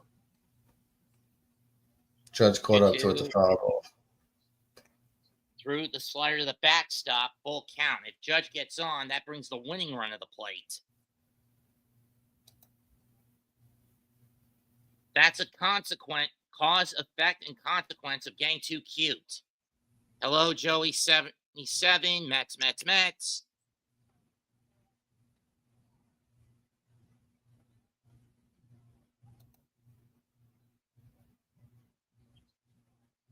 3-2.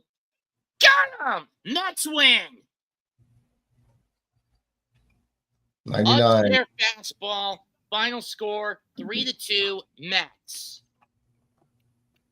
99 upstairs. Mets get their 29th win of the year. Yankees fall to 26-19. Your winning pitcher, Reed Garrett. Losing pitcher, Fernando Cruz. Save number 10 for Edwin Diaz. In a game that went 3 hours, 3 minutes.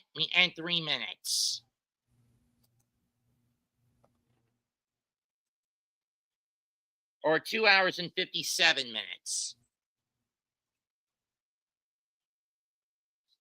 What a game.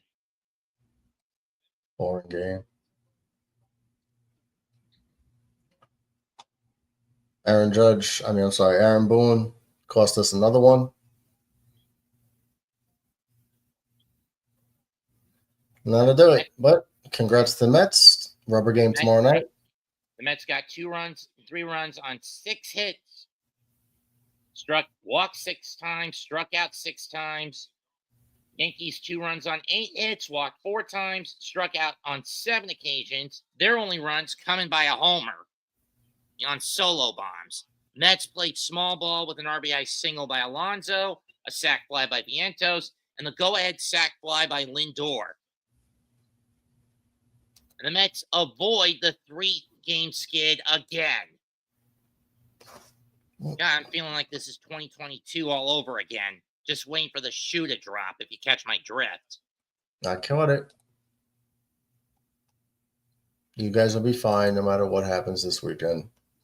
True. You don't really have a challenger for the division. And then you got the Phillies. Got the Phillies, but I don't know. I think the They're Mets. a game and a half back, and they got an easy series with the Pirates. All right. That'll do it for me. Chat. Have a good one. Mets, have a good one. Smash the like, sub to both our channels. He's the Murdog. I'm Mets 2128. Goodbye. Good effing night. Bang.